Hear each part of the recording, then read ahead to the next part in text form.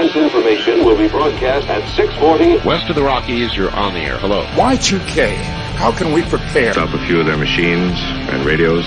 Throw them into darkness for a few hours. We are fighting for our lives. My family must survive. Over 5 years, 1,000 gallons of gas, air filtration, water filtration.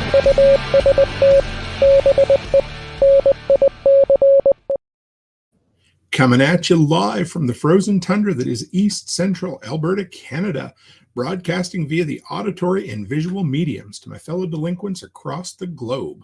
Welcome back to the workshop where we create community, find freedom, promote preparedness, and share success. I am Toolman Tim. Today is October the 30th, 2024, and this is episode 472 of Workshop Radio. How in the world are all my fellow delinquents out there? Look who I have next to me. It has been a long overdue guest, hasn't it? Yeah. Yep. And we haven't had you since June, maybe? It's when whenever we're in Tennessee with the girls, yeah. Well, it's good to have you. So what have you been up to? I haven't seen you in months. Working, she says, yeah. And yes, good to see you, Chris Dixon. I ended up scheduling tonight's and tomorrow night's show, both for tonight. So we just changed that last minute. I knew somebody was going to get confused over that, and I caught it just at the last minute. I seen two were counting down at the same time. So here we are. We got Ryan Pippin in here. Ian, good to see you, brother. That's Ian from Florida. Yep. That was, yep. And Byron Roberts. See what I'm drinking out of this evening, sir? My nice, fine Kentucky bourbon. What are you drinking? There you go. My Diet Coke. This is the cup that, or the glass that Byron sent to me. Oh, okay. Yeah. Ryan Pippin wants to know, how was the Spain thing, Becky? It was good. Yeah, we got time. This is our Halloween show, so fill us in a little bit on what you did and how much fun it wasn't, the good, the bad, and the ugly. Well, it was. We went with the school, so of course, there was 30 of us, and nobody I've ever met before, except for Grace and my sister Amy. So basically it was like, everybody was new, and we had to, and of course you're gonna, I don't know any of these people. They're all from Alberta. And we had, of course it was done through EF Tours, which I don't know. Are they in the States, or is it just a Canadian thing? I don't think so. I think it's, well, for anybody who wants to know, that's like an educational based tour. In theory, right? Education. It's called Education First. Yes, tours. That's what it is. Yeah. So I don't know if they're in the States or not. So they try to do everything on group bookings and cost related and everything. So they didn't book the greatest flights, which was kind of disappointing. And they didn't, and we had like huge layover in Montreal and of course, and I found, and I'm not, and like, I'll never complain. It was a great trip. It really was. But I did find that it wasn't planned very well. Yeah. Like we read up on the company after the fact and discovered that they weren't, but I had a great time. And like, the only thing is that they tried to fit too much in a short span of time, and nothing, and you can't enjoy anything.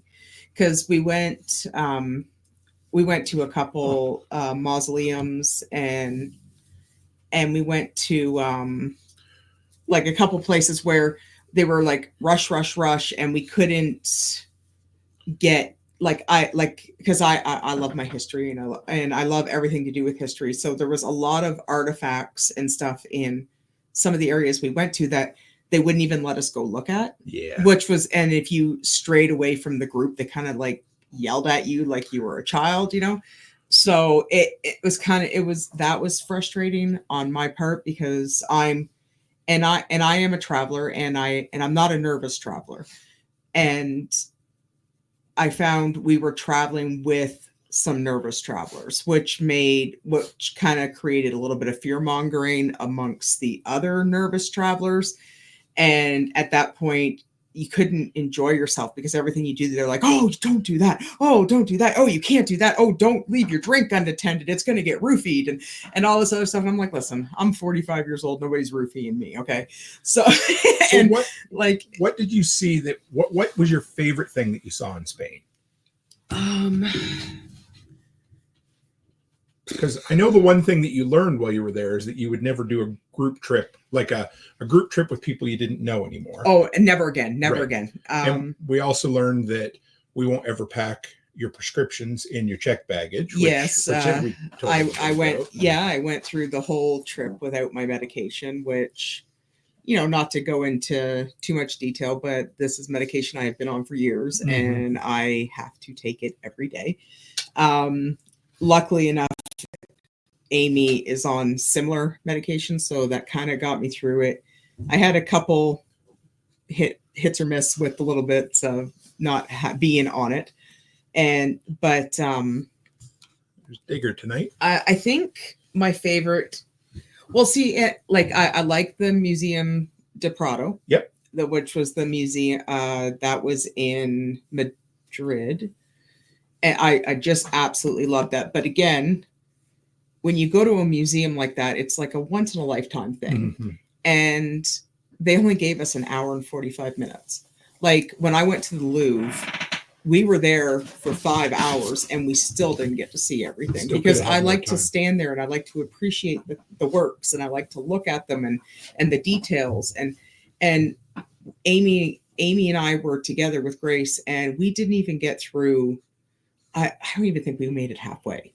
And I was so choked about it because there was so much more I wanted to see of the artwork and everything. And I couldn't, and they were like rushing us out the door to go to, basically rushing us out the door to go look at something that wasn't important to me. I don't care about how I would have rather spent my 3 hours of free time in the museum than I would going back to the exact same spot that we had already been to twice for 3 hours of free time to go shopping around in stores that were just basically tourist shops. So I had this, I don't know, insider prediction or something, but I've got my suspicions that the tour company gets a kickback from taking the tourists to a certain shopping area. I agree. So, yeah, but then you got home and you've been home for a little while. Mm-hmm. And a couple of days ago, I had to take you down to get your hand butchered. What happened there? If you want to hold it up, you can show. Oh, there you go. My carpal tunnel surgery. I had surgery done 10 years ago and the scar tissue built up and it was compressing 2 of my nerves in my hand. So I had to have a plastic surgeon do it. And he did a good job. I'm pretty swollen still. And I think that the time I bruised up and banged up. I think every time I tell the story, it gets shorter, but I don't know if you were in there 15 minutes. No, I don't think so. But it was crazy. They was like, wham, bam, thank you, ma'am. And you came back out, but it was, And I mean, 2 days with bandages and now you just got to let the stitches dissolve. Hey, Here we go. Ian's got a good one. He says, what? Oh, actually, before that, Pippin said, here we go. Heck, my aunt lives in Spain and teaches English to Spanish. Could have hooked you up. That would have been cool, but I wouldn't have been allowed to. Oh, true. Yeah. All right. So what is your best travel tip, Mrs. Cook? Honestly, best travel tip is, and I'm looking at it from my perspective. Whenever, you never, ever keep your head down. That is and I'm not saying it to fearmonger. No. At all. But you always have to, you don't make small talk with people that look shady. You don't go down areas that are because not everybody has the awareness, because I really don't have a lot of situational awareness. I really don't. But when I'm traveling, it's heightened. But if you're walking someplace and something kind of you're looking and you're like, oh, I'm going to go there, but then you get that weird feeling, just don't go there. Right. And of course, especially when you're in a country where you don't speak the language and you never, ever travel with wads of cash. Never. You travel. When I travel, I always have a crossbody bag and then I take a little wallet and I only put 2 credit cards in there and I count out enough cash that I think I need for the day. And that's all I travel with. Because that way, if someone happened to steal my purse, I still have credit cards and cash back in my hotel room. Do you know how proud I am of you, though? Because, like, you did grow up in kind of a city, Yep. you know, but as we got together, I'm going to guess you probably relied on me a little bit more when we go to cities and things. Yeah. And when we first started traveling, you were as situationally unaware as. Oh, I still am. But you've gotten so much better. And especially when I'm not around, folks, you do really good because you become the leader of the. Yeah. I'm really brazen too. Like Yes. I don't know, maybe I'm too brazen. Maybe I shouldn't be. But when I have when I have Amy and Grace with me, like there's 3 of us, right? The chances of somebody coming up and bugging 3 of you are a lot less than if you're by yourself. Mm-hmm. So we would walk and go places and none of it ever bothered me, but like they're actually very friendly in Spain. And but like, and it's just like any other city you go to, you're gonna have the good with the bad, and you just have to be polite with people and just don't cause any problems. Have confidence, but don't go in stupid places. Hey, Mm-hmm. Yeah, that's good. I like that because you do. I see it now. You walk with confidence when we're in the cities, and because you have to, because if you walk like a victim, people are going to treat you like a victim. Aren't they? And you never ever put your head down. No, good call. And do not make eye contact with. And I have the worst problem with that is making eye contact with people, like because there was a couple old ladies, and it's so funny. They're gypsies because Spain has quite a few gypsies in it, and they sell bundles of rosemary. And if you take a rosemary, they're supposed to give you they're supposed to tell your fortune. Okay. Right. Which is fair, but I don't speak Spanish. So they were going to be basically telling me my fortune in Spanish, and I wouldn't have a sweet clue what they were saying. So we were in the group, and the one girl, of course, made eye contact, and she no, and the lady started hitting her with the rosemary, right? But I don't think she was actually being sinister. I think she was just playing because honestly, I think she had to be about 85. Oh, wow. Just one of those old ladies, but this one here took it to heart and started spreading around the group that she was doing that because there was people hiding in the bushes that were going to come out and steal her wallet. So there was nobody in the bushes. Be aware, but don't be paranoid, right? Yeah, I like that. But and don't fearmonger with everybody because this is the same one that was saying that somebody was roofing her drink and that someone was taking their cell phone and scanning their bag. And I'm like, nobody's scanning your bag, lady. Like, no. Like, it was just ridiculous.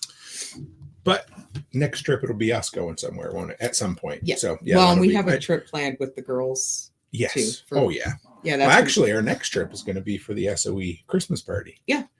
Hey, hon, can you see that bottle of bourbon right there? The one that says Owl on it. I just want to show everybody the new bourbon that you got me the other night to drink, and then we'll get into our list. So I forgot to mention before we started, of course, anybody who cares, drinking an old fashioned, but I picked up this new bottle the other day, Kentucky Owl bourbon whiskey. It's 96.4 proof. From Costco. From Costco. It was in their glass cabinet. Mm-hmm. It says established in 1916. It is a very, very sweet bourbon. So if anybody's looking for a new bourbon, tried this, and so far, I like it.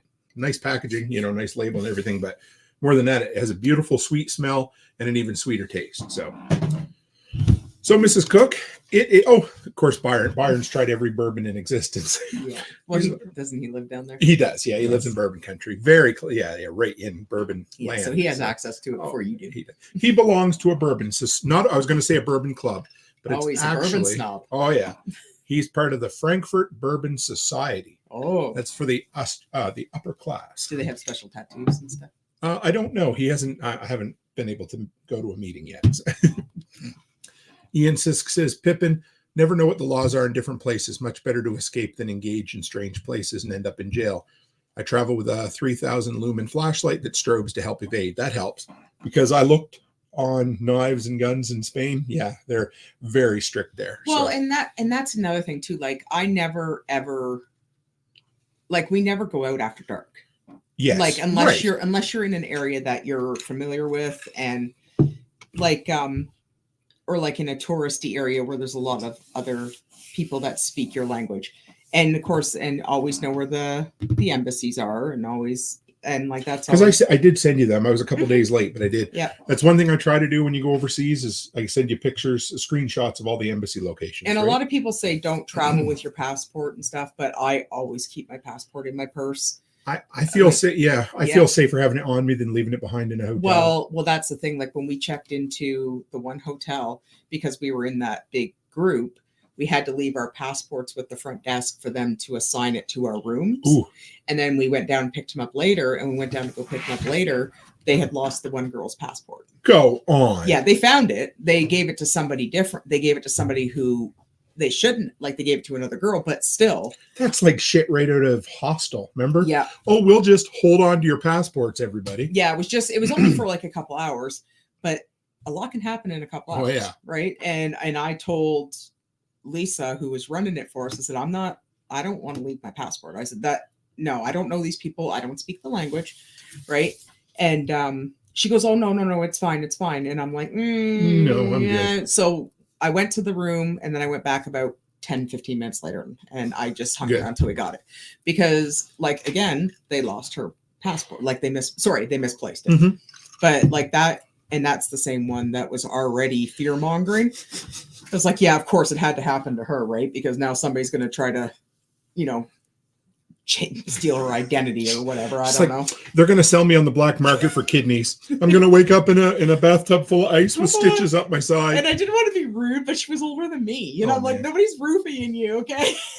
They're always the ones that are worried, right? I know. So. I'm just like, whatever. Rachel wants to know, hey, Tim, did you try the old-fashioned replacing the bitters with the stuff from Worm yet? No, I haven't. I actually had meant to order a little shaker top for my bottle. Okay. Because that stuff, I noticed, I didn't tell you, but the other night, the stuff that Worm makes, is very similar in flavor to the bitters. Okay. It has kind of a clovey flavor. So I'm going to try that, replace it with my bitters in an old-fashioned, see how that is. For Christmas? Yeah, I might. Or I'll just, one night to test it. But I'm always I am trying to get you that bourbon Advent. Oh, yeah, you did see that, yeah. Well, I've only seen it on TikTok. I actually haven't seen it in the store yet. Well, we'll see. Is it a Costco one, though? Yeah.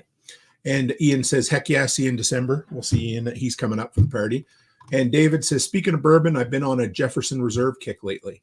I don't have a bottle of that. I'll have to keep an eye out for it. No, I definitely don't have a Jefferson Reserve, but I will have to. I'm always looking for new ones. So, spooky season, Mrs. Cook. Mm-hmm. It has come and gone so fast. And part of that is that we started it October in Tennessee, and then you went to Spain. Well, I know, but I seriously was just sitting up there earlier, and I'm like, holy crap, tomorrow's Halloween. Oh, it is tomorrow, too. I was thinking it was 2 days away, but you're right. Yeah, I had no idea, and I didn't even think any more about it until Al said she had to wear her costume tomorrow. Oh, right, which did show up, thank goodness. At least one of them did anyway. But yeah, so last year we did 3 Halloween-themed episodes, and this year we managed to get 3 Halloween-themed episodes in, which is crazy. You did. I did. Well, sure, but you weren't in on all of them last year either. But so I had Worm on Sunday night, talking about horror movies. Tonight we're going to talk about the Master of Horror. Because last year we had Tracy and Rob. We did, yes. Yeah. And then I did one with Worm last year, and then I did my Toolman Tim's Workshop of Horrors, which is tomorrow night, folks. That's the. Oh, you are doing one tomorrow? I am doing one. Yeah, that's the Art Bell homage episode, so that'll be good. All right, so there's no real rules to tonight's show, which I know. Also, in case you're wondering, the door is going to be open tonight because dogs. Whenever Miss Cook is in here, the dogs all of a sudden discover that I'm in the office with the door shut and they freak out. Well, so we have Angus and Bee in here. Yeah, so you'll hear them coming and going, but whatever. There's only 3 dogs that actually use the stairs. Yeah, so. But it's only because I'm down here. Yeah. So all I said was your top 10 Stephen King movies. Mm-hmm. Now, at least one of mine is going to be a miniseries. So, okay, yeah, I'm sure you know where that's going to be. But so there's really no rules. Well, you didn't tell me that rule. Well, it was a made-for-TV long movie, right? So, no. Yeah. So, do you want to go first? It don't matter. Yeah, well, you go first, Miss Cook, or do you want me to go first? No, I can go All first. Right. So we're just going to work our way backwards from 10 to 1. Anybody out there, as we go along, if you're a Stephen King fanatic like we are, feel free to tell us why our choices suck or what your choices are. Okay. So, before the problem I ran into with the Stephen King movies is there's a lot of shit. Well, the problem is like most of his movies took place in late 80s, early 90s, right? So the graphics suck, the acting sucks. And so like it's kind of hard, like to say, oh man, that was like the best movie ever, right? So, but so I went off of ones that I remembered and that I did like when I was a kid. That's fine. But when I go back and I watch them, I'm like, oh my gosh, why did I even watch this? Well, a lot of his stuff, and before we go too far into it, there's a lot of shitty Stephen King. Oh, yeah. Geez, yes, there is a podcast I've been listening to. If anybody's looking for a good movie podcast, I'll tell you the name right here. And they have been doing, the podcast has been on the air for like 10 or 15 years. And they've been doing a Stephen King series. They've done 80 episodes on Stephen King adaptations, and they're not done yet. And it is called, right here, we got Now Playing the Movie Podcast. That's it. And it's really good. I enjoy it. But man, they've gone through a lot. So okay, so I'm just gonna delete a couple. Sure. Hi, Martinson family. Good to see you in here this evening. Okay, so I didn't go with any. Well, there was a couple of his new things. Yep, there's a couple. I got a couple of new-ish ones on there. Okay, so one that I did watch when I was a kid was Cat's Eye. I don't think I've ever seen that. And maybe we've watched it since. What's the premise behind it? It's got Drew Barrymore in it. Okay.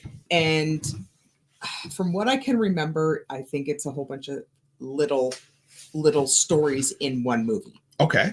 And if I remember correctly, because it has been like, it came out in 1985.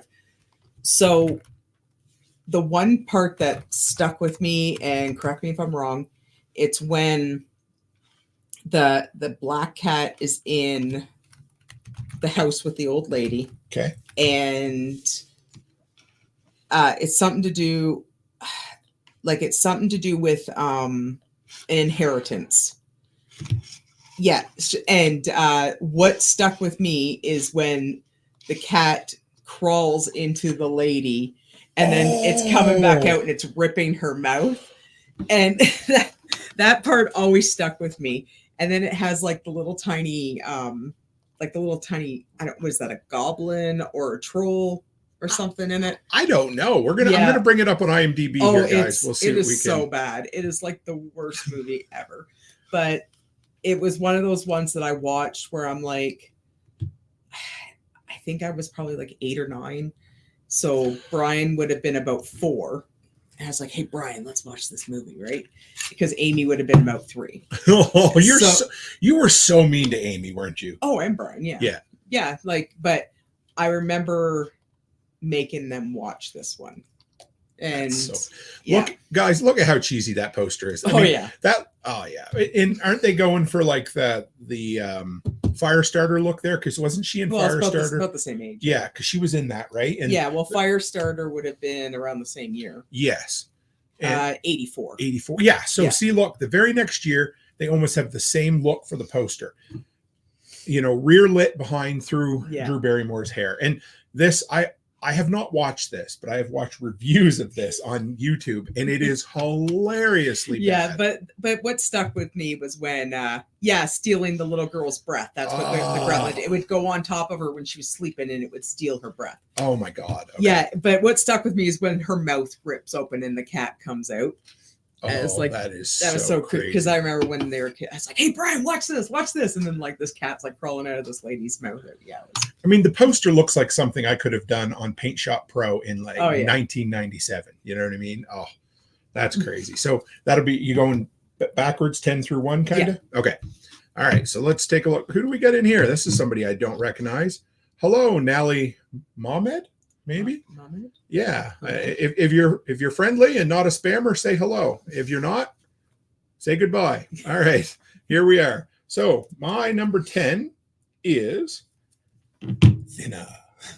Oh Lord. See, that one's just as bad. Oh, here's the beauty of Stephen King movies is it's okay for them to be absolutely purely just cheese, right? Absolute cheesy. So let's bring this back up. Here we go. So I'm pretty sure that this is the first book of Stephen King's that I ever read. And it was good. I enjoyed it. It was originally, for those who don't know, a Richard Bachman book. And if you don't know that story, back in the day when Stephen King was writing like crazy, his publisher said, you're only allowed to release one book a year. Mm-hmm. And he said, well, screw you. I'll just put some out under Richard Bachman, his pseudonym. So he ended up getting like 5 books out before they caught him. And this was maybe the last one. And Rachel says, hated the book and never saw the movie. That's fair. I love the movie. It's so cheesy. Of course, it deals with gypsies and the mafia and a ball bearing through the hand and a gypsy curse. And it's so over the top. I can still watch it. The ending with the pie, which, you know, I don't want to spoil a cheesy 1998 movie, is it? Or 96? But it's a hard R. The effects are okay. But I mean, how can you not love that? And poster? I'm not a huge fan of like remaking movies. Right. But I really do wish they would remake some of these with like, you know, like better acting. So Mike Flanagan, we're going to talk more about him later on. Yeah. He did Midnight Mass, and he did, Gerald's Game, and he did Hush, and he's doing the Dark Tower series for Amazon right now. He is the new Frank Darabont, because Frank used to do a bunch of Stephen King movies as well. And now he's doing the best stuff. So I would love to see him tackle this. Yeah, I'd love him to see, I'd love to see him redo a bunch of them. Oh, there's so many that if they, sorry, I didn't mean to cut, but there's so many that if they were done with hard R, and instead of being cheesy, they were done earnestly and scary, how much fun would that be? Yeah, I think it would be really good. They would turn out pretty good. This, if I remember, this came out just before the Green Mile. If you remember the Green Mile come out in those 6 little mini books? I don't know if you do. Yeah. So I bought this and then I collected the Green Mile books. But I love it. This is one of those movies, if it's playing, we watch it. Remember how that always went? Yeah. Well, it's got, what's his face in it too? Joe, where is he? Everybody will recognize him. He plays Joe Montana. Yeah. He plays a mafia dude in Absolutely. Yeah. Fat Tony. Yeah. Yeah. You know, there he is. Everybody recognizes his face or his voice or both. Yeah. So yeah, that's my number 10 all time Stephen King. What do you got for number 9 there, Mrs. Cook? All right. Another cheesy one. I promise you don't have to apologize for picking them. Maximum Overdrive. Oh, hey, hang on. Hang on. We got, I can high five you. We both have Maximum Overdrive as number 9. Yeah. And I just picked it up on Blu-ray yesterday or the other day too. So I love it. Haas, look at this. Haas Valhalla Rottweilers. What a great name. I'm not sure how you bring all 3 of those together. What a great name. That sounds very scary, like Viking Rottweilers, hey? Yeah. The Green Mile chapbooks. I would run to the drugstore once. Yes, me too. I'm going to call you Valhalla or Haas. No, anyway, but Valhalla. So did we. I think I went to Shoppers Drug Mart in my hometown to get the Green Mile books. That's crazy. That's the only place in town that sold them at the time. And they had a little spinny rack for paperbacks. Oh yeah. So yes, let's bring up. So he must be Viking. I think so. Yeah. I hope so. All right. So Maximum Overdrive. Yeah. Anybody out there not seen Maximum Overdrive? Because my God, is it ever a classic? Yeah. It's so bad. It's so bad, but it's so bad, but it's good at the same time. Emilio Estevez and Trucks. Mm-hmm. Also, quite possibly one of the best sound pop cans are the greatest. And it makes no sense. So Stephen King is really good at so everybody's like, why did the machines go crazy? Because a comet passed through Earth's orbit. Yep. Imagine that. Simple as that. So totally off topic. I was watching you figured out that AMC channel for me on Prime Channel. Yeah. And I was on that Zoom meeting and the Michael Myers one with Danielle Harris was playing. And it shows her going into the police station where Michael Myers had basically dispatched all the cops and everything, right? And they had fires burning on the jail cell bars, like just these little fire. I'm like, why the hell would there be fire? Why? What was it? Like all the cops were like shooting guns and Michael kills with a knife or his hands. And they had little fires on all the just like that's crazy. I was sitting up there and I'm like, why the hell is there fires?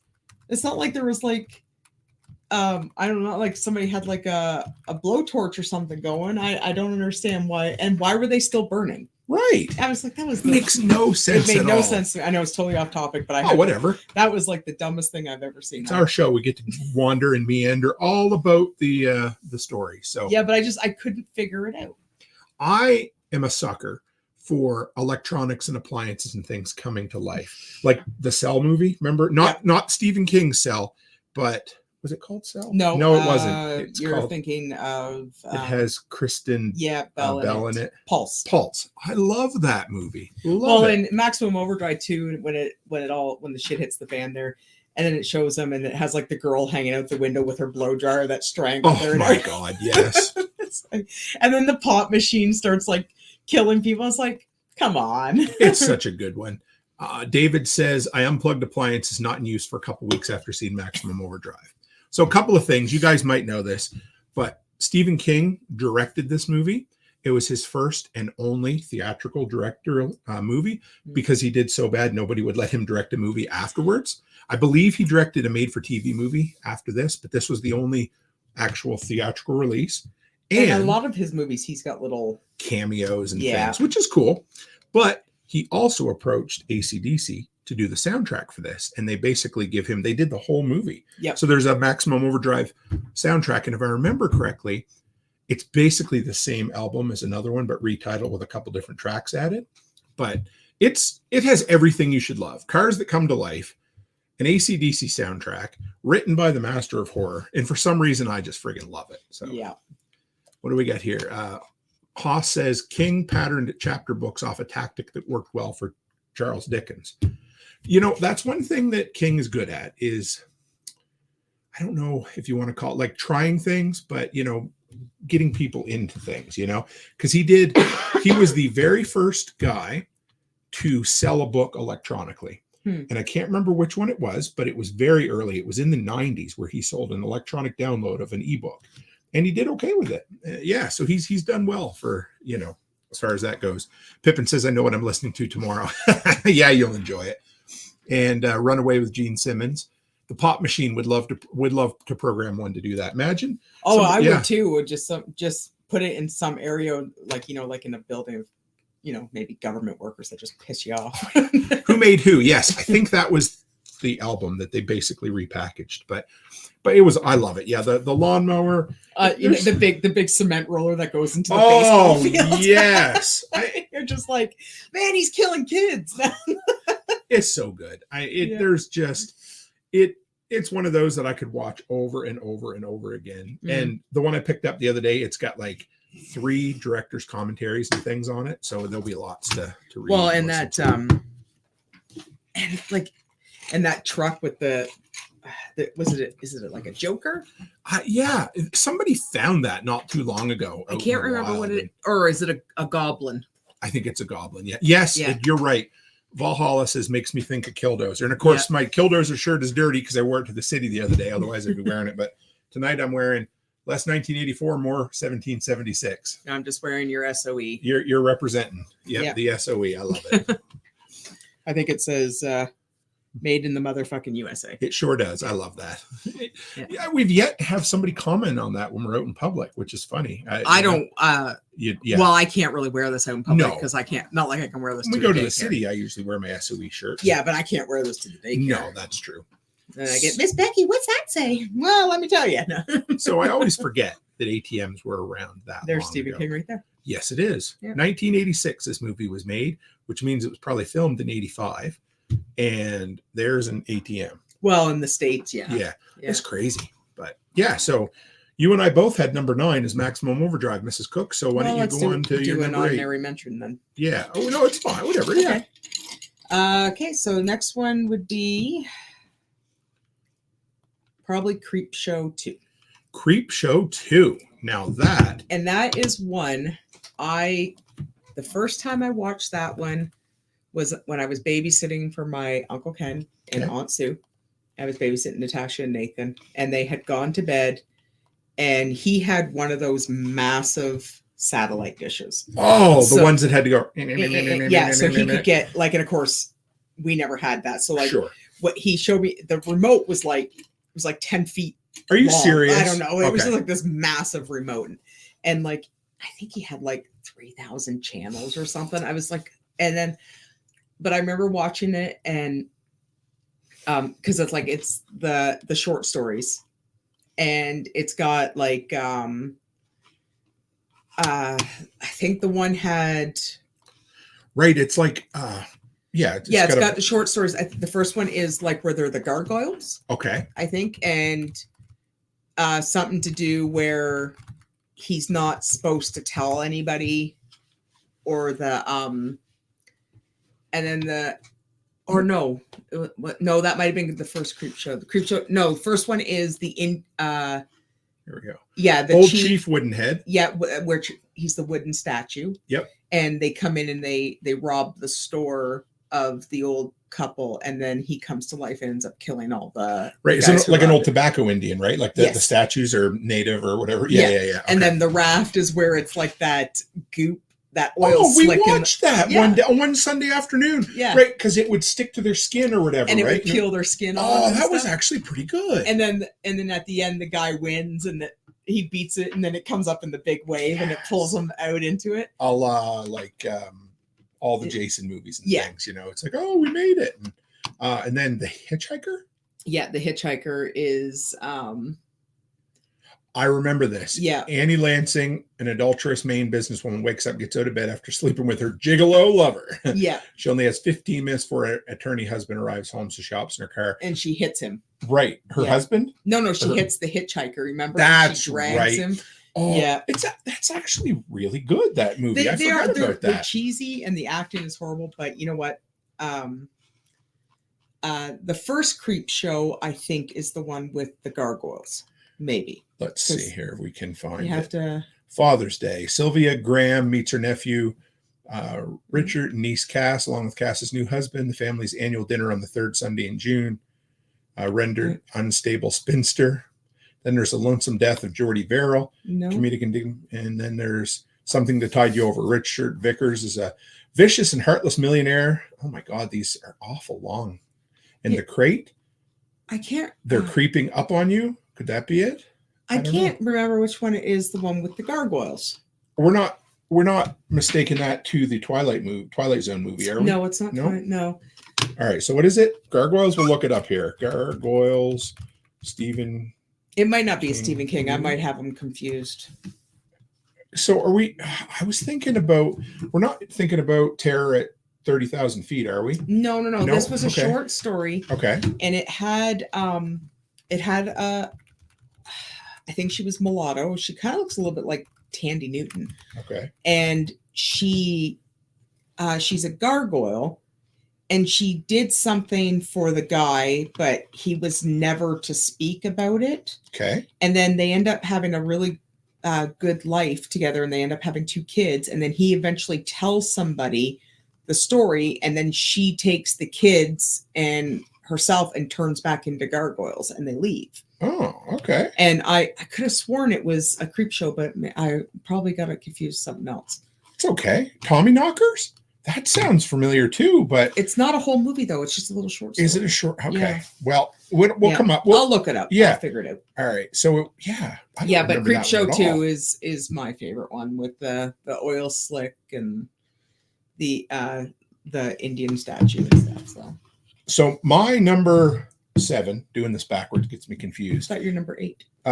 No, we already did. We did Maximum Overdrive together. You and I both. That was number 9. 9. Oh, sorry, number 8. Yeah, see, that's why it gets confusing going backwards. Gerald's Game. If you guys haven't seen Gerald's Game, I fucking love that movie. Yeah, and there's not an older version of it, is there? I think this was the first time it was told in a movie format. The book was great, but the movie was even better.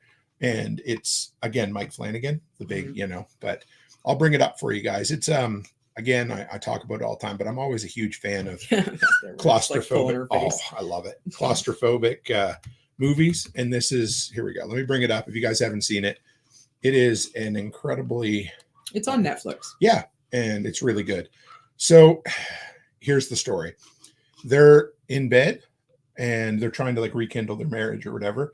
He ties her up, because they're into that sort of thing. And then he drops dead of a heart attack right on top of her. And the rest of the time is her discovering how or trying to get out, and you trying to figure out whether what you're seeing is an unreliable narrator, it's real, or she's just losing her ever-loving mind. Mm-hmm. And it all takes place in a cabin.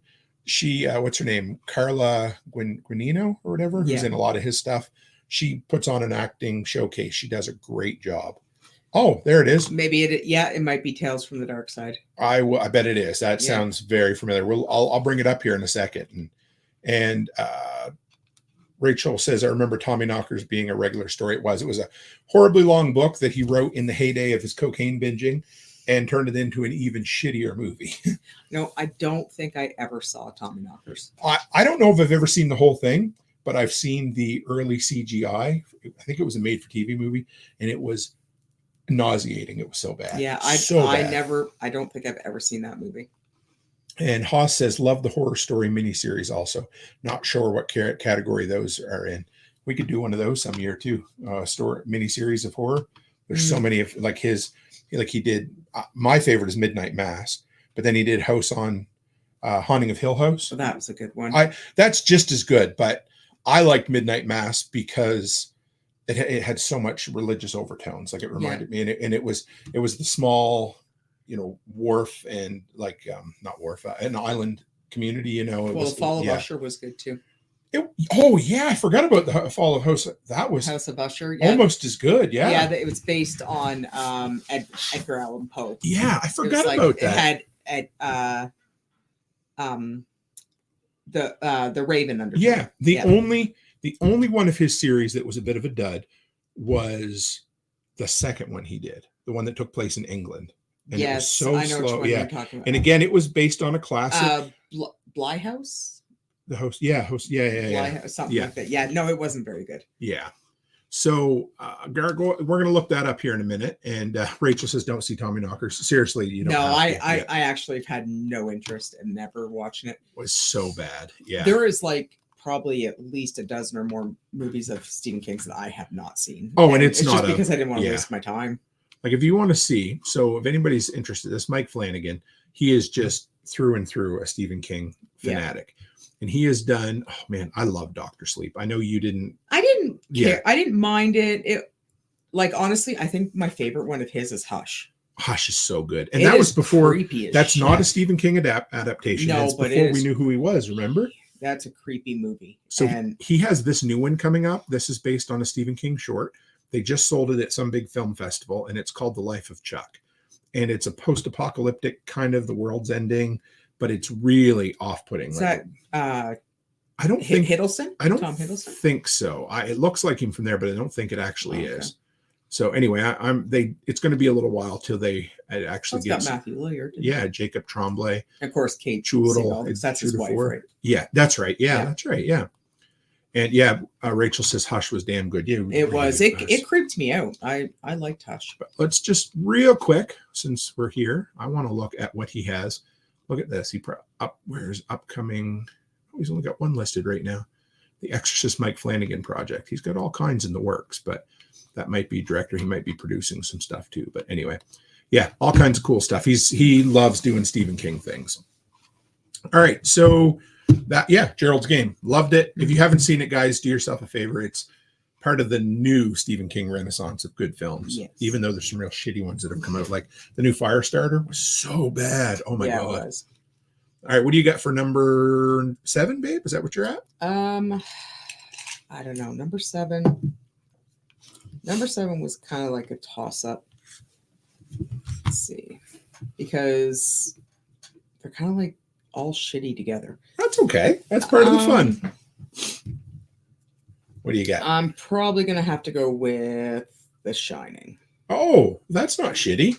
The Shining's incredible. It is, but it isn't. Okay. I think with me with The Shining is that it was incredible the first 150 times I've seen it. That's fair. But it's so overplayed. Yeah. Right? And it's also, do I quote it on a daily? Probably. But and it's also been spoofed in 1,000 other pieces of media. But I do love it.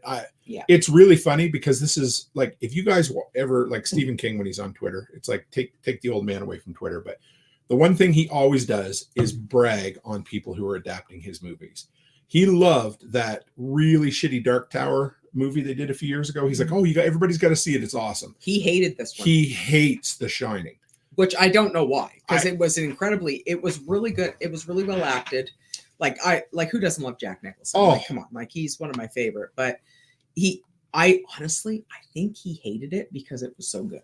I think so, and yeah, I think him and Stanley Kubrick had an falling out of some sort. I mean, and you can't. I mean, Stanley Kubrick's one of the best filmmakers of all time.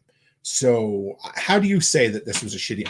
I don't know how you watch this movie objectively, which would be impossible for him to be objective and say this was a bad movie. Well, he wasn't in it either. Right. Well, that's true. But he hated it so much that he had them do a made-for-TV miniseries, which was awful, which was horrible. But he had his hands in that. Sure, he did. Yeah. See, that's probably what I think it came down to is that I think Stanley Kubrick was like, "Hey, you know what? Your movies friggin' suck when you're involved with them. There's the door." Or sit there and shut your mouth. Right. And obviously Stephen King is a very bold personality. Sure, absolutely. So he was probably like, yeah, well, screw you. I'm going to tell everyone your movie sucks. Right.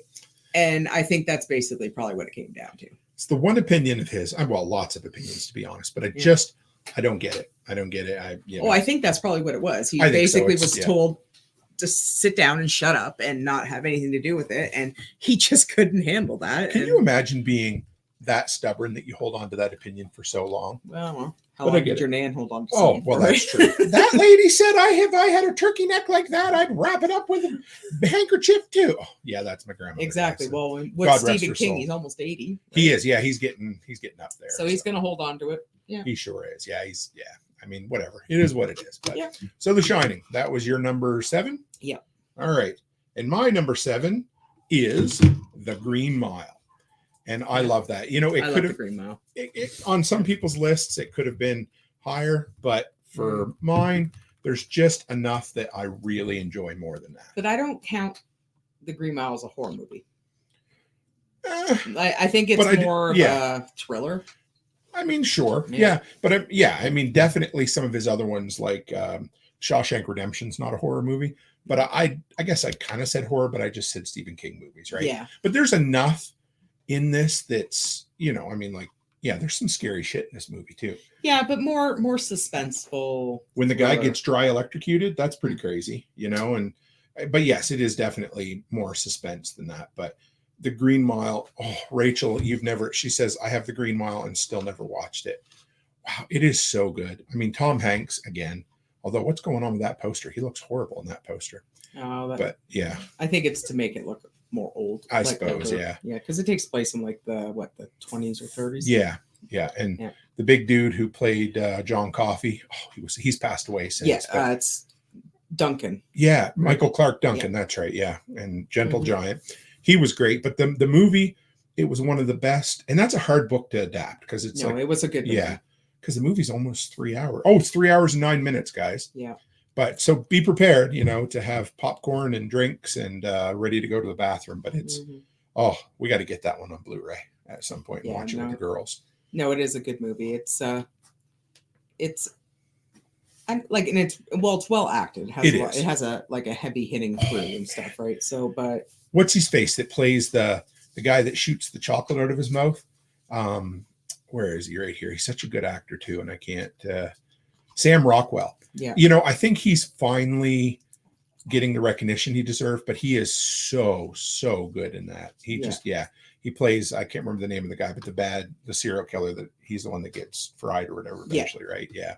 But what a great dude to see act for sure. But yeah, since you haven't seen it, Rachel, that would be the one I'd say. Well, we'll go through the whole list and see if there's any that anybody else hasn't seen. But yeah, for me, that's gotta watch one. What do you got next there for me, beautiful? Carrie. Yep, that's a good movie, and I don't have it on my list at all. So you're talking about the remake from a few years ago, right? No. One with Sissy Spacek, John Travolta. John Travolta, really? Yeah. That I didn't remember or didn't know. He plays the blonde's boyfriend. Oh, okay. That's right. Yeah. Yeah. Been a while the ones since that I've die seen in the this car. one. Yes. It's such a good movie, though. It is a good movie. And that's right. Because Sissy Spacek, I got it mixed up. I was thinking she's the mom, but doesn't she play the mom in the new one? or somebody like her. I can't remember, but yeah. Her mom is played by... No wire hangers. No, I'm just kidding. No, I can't remember her name. Piper Laurie? No. No. You'll have to bring it up. Yeah, I will. Yeah, that's. Yeah. But it's. I mean, again, Carrie is a perfect story. It's the one, if you've never heard, that Stephen King was kind of thinking about giving up on writing a bit, and he threw the manuscript in the garbage, and Tabitha, his wife, pulled it out of the garbage and sent it into another publisher, and that's what got him the book deal. So what a great wife, I tell you. Yeah, no, but it's a good movie. Amy Irving, nope. Piper Laurie, no. Oh, it might have been Piper Laurie. Okay, is that? Oh yeah, that's her. That's her. Okay. Yeah. Yeah. So, she just passed away last year. She was what, 91. So yeah, if you haven't seen it, it's a great. I can't call it a coming of age movie, but it's yeah. I mean, it's so mean, and there's well, it's like it's your typical bully movie. It is, yeah. They're mean and they're bullies, and the only one that doesn't get reprimanded for it is the one Sue, who doesn't end up going to the prom. Right. But they're, and the mother is, physical, emotional, and mentally abusive. And, yes. Yeah. Everything about it. And doesn't even the female phys ed teacher die in the? Yeah. Yeah. She killed, and she was the one that was nice to her. Yeah. She was, well, and the boyfriend was too, or right. the one who went to prom with her. He was actually, there was nothing, it was a bet and everything, but he really liked her. He really liked cared her. for her anyway. So, and, but he ended up getting the bucket on his head. It's like, come on, man, walk it off. Rachel Brown says, would you really watch any of these remakes? So, no. If they're done well, I suppose. I mean, we watched the Stand remake. I didn't mind it. It was okay, but I mean, it's so forgetful. I mean, I just love the first one. And I think if they were remade by Mike Flanagan. He would have done a fucking incredible job with it. Yes. But I don't know if there's any Stephen King remakes that I've seen in the last while that I enjoyed. They just did. Well, the Pet Sematary was awful. Yeah, it was. I mean, again, it was watchable, but that's all it is. It's not rememberable. No, it was awful. And they just did a Salem's Lot that I haven't watched yet, and they said it was just dog shit. Is that the one that's on Prime? Yeah, they put it straight to VOD. It was really good. Well, there's always going to be a couple of people, but the reviews on it were really, really bad. And then I went to the theater that night. You guys went and watched Doctor Strange, and I watched Firestarter, and I was disappointed. It had potential. Firestarter. I didn't even like the original. Yeah, so. But I love the book. It's one of my favorite books. It's such a good book to read as a dad, because it's about a dad and a daughter on the run, and it was so good. Yeah, but the original sucked. Yeah, too. So it'd been so long since I'd seen it, but just trying to think of what could stand. Some of the really shitty ones could stand a remake. You know? Thinner. Thinner would do. Yeah, Thinner would do great. I think they could really do a good Carrie. But they'd have to be very careful about who they put in for acting and who they. Again, it's a hard. Because man, there's shit in that movie that would be hard to show today, And, well, they probably cast somebody like Amanda Siegfried and stuff like that. I don't want. No, no, they wouldn't. You know who they would cast? The one that plays Wednesday. Oh, fuck. Yeah. What is her name? Jenna Ortega. Jenna Ortega, because she's been in everything lately. She's the new Scream Queen, right? No, she's not. She sucks. Yeah, I know. She can't really act that. No, I can't stand her at all. Mia. Look at that. Their favorite is The Mist. And I promise you that is very close to my top on the list as well. We will get there, I promise. And Haas says, I remember walking onto the porch as a teenager in Tennessee with the book The Stand and got lost. Wonderful fiction. The Stand is incredible. I am so stinking partial to The Stand. It's his best work. We're going to talk about. Well, we have watched it how many times? Oh my God! I'll still watch it. And we owned it on DVD. I don't think it's on Blu-ray, or maybe I did get it on Blu-ray. I can't remember, but yeah. And David said, I think 4 Seasons was the first book I read cover to cover, and that was or different seasons or 4. Anyway, that was a collection, a short story collection, I think. And yeah, so I've read all of his novels. and I've read about half of his short story collections, but I haven't touched The Dark Tower. I read the first book, and I'm like, oh, I don't like this. Well, and I have a confession. I Yeah. have not read one of Stephen King's. But to be fair, books. you're not a big reader anyway. No, actually, I love reading. Yeah. But his books are a very hard read for me. Yeah, and that's fair. And I have not read. I have attempted on numerous times to try to read It and Pet Sematary, and I just can't. They're too hard to read. I don't think it's a very good book. I don't like it. It's way too long, and it's really not that good. But Pet Sematary is a great book, and it's not that long. And I know. Yeah. I can't read his books. I have not read one.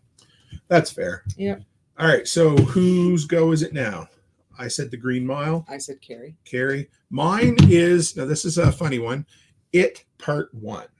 So there is one where the remake. Original or no, I don't like the original at all. So the new one. And that is the one where I would say that the remake, at least the first one, was better than the original. Well, Bill Skarsgård, he was made for that. Oh, part. I don't even so care. He good. is so good. And like the original one with Tim Curry, right? I just don't like that one. I watched it when I was a kid, and it creeped me out, but not like it creeped me out to a point where I didn't like clowns, but he was like he wasn't scary though, No. right? You know what I mean? So, but Bill Skarsgård, and he's pretty scary. maybe if I had watched it on television when it came out, like I did with The Stand, I'd be more partial to it. I did, But I don't like it, and I watched it a few years later and didn't like it. But this one here, if you guys haven't seen it yet, this one, It with Bill Skarsgård, so stinking good. Oh, just the first one though. The second one was just yeah. The second one was. I don't want to classify it as fully dog shit. No, it was a good movie. It was good, and they had to have it because they had to follow it up. Sure, yeah. But again, even in the second one, Bill Skarsgård was incredible. Right. Like, but I mean, when you open a movie with a little kid getting his arm ripped off in a sewer grate and you show it, wow, you're going balls to the wall with that. So it was. But like, how incredible is that, right? He's incredible. So much better, I think. Anyway, like I was just but here's the other thing. We've never been big fans of kid actors. I hate to say it. No, I'm not. They were great in this. Every one of them was just perfect. Right down to the little pudgy kid that loved New Kids on the Block. He was awesome. And A Good Marriage. On my favorites list. Greeting from Mexico. Mia or Maya. I apologize if I'm pronouncing it incorrectly. Great to have you from Mexico. Yeah, so we're going to Mexico in January. Yes, we are. I'm excited.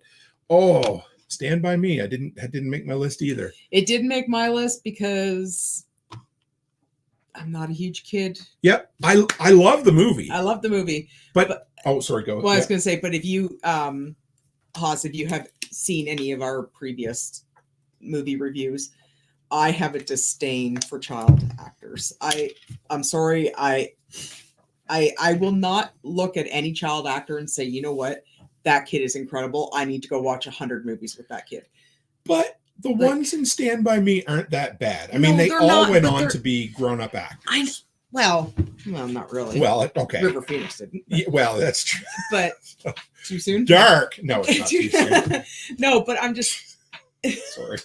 Jesus Christ. All right, keep going. No, time for some more bourbon. No, it's all right. No, but I'm just saying, it's like, I just have a disdain for child actors, and I can't.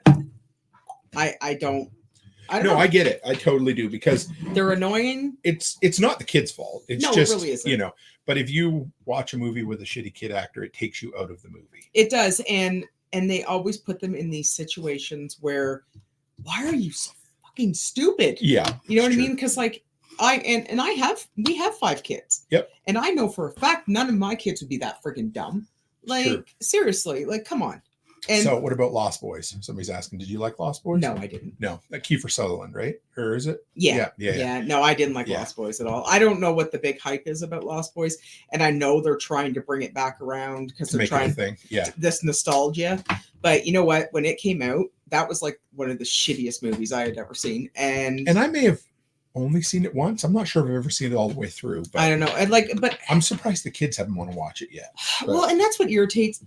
Okay, we're not going to go on a rant here. No. But what really irritates me, what really grinds my gears, is these Tell us, Peter. these Gen Zers or whatever the hell they are, and they think that they're being like, if you watch the tickety talkies where they're like, oh, watch this, and they have like this nostalgic horror movie from that we watched when we were kids. Yep. And then they try to explain the premise behind it and why it's so scary. And like, you know what? Shut the fuck up. That movie sucked. And don't try to tell me anything different. And Lost Boys is starting to circle around into that nostalgia where these Gen Zers think it's like the greatest movie ever. And it's like, no, it wasn't. And same with Beetlejuice. They tried to do the exact same thing. Yeah. I love Michael Keaton. I do. But the original Beetlejuice was not that good. I enjoy it. You're the one who introduced me to it. But it's not that good to be nostalgia. You know No. what I mean? Like it wasn't. But they're trying to shove it down your throat. And imagine, folks, if Mrs. Cook drank, imagine what her opinions would be like. Holy Everyone's shit. getting my opinion I'm tonight. sitting here drinking bourbon and you're just going off. For me. I know. It is true though. Like and same with like, you see them on TikTok and they act like they're the first ones that discovered this nostalgic movie. You're just like, no, dude. I watched that when it came out on my VHS machine in my pajamas down in the living room when I was 8 years old, and that movie fucking sucked.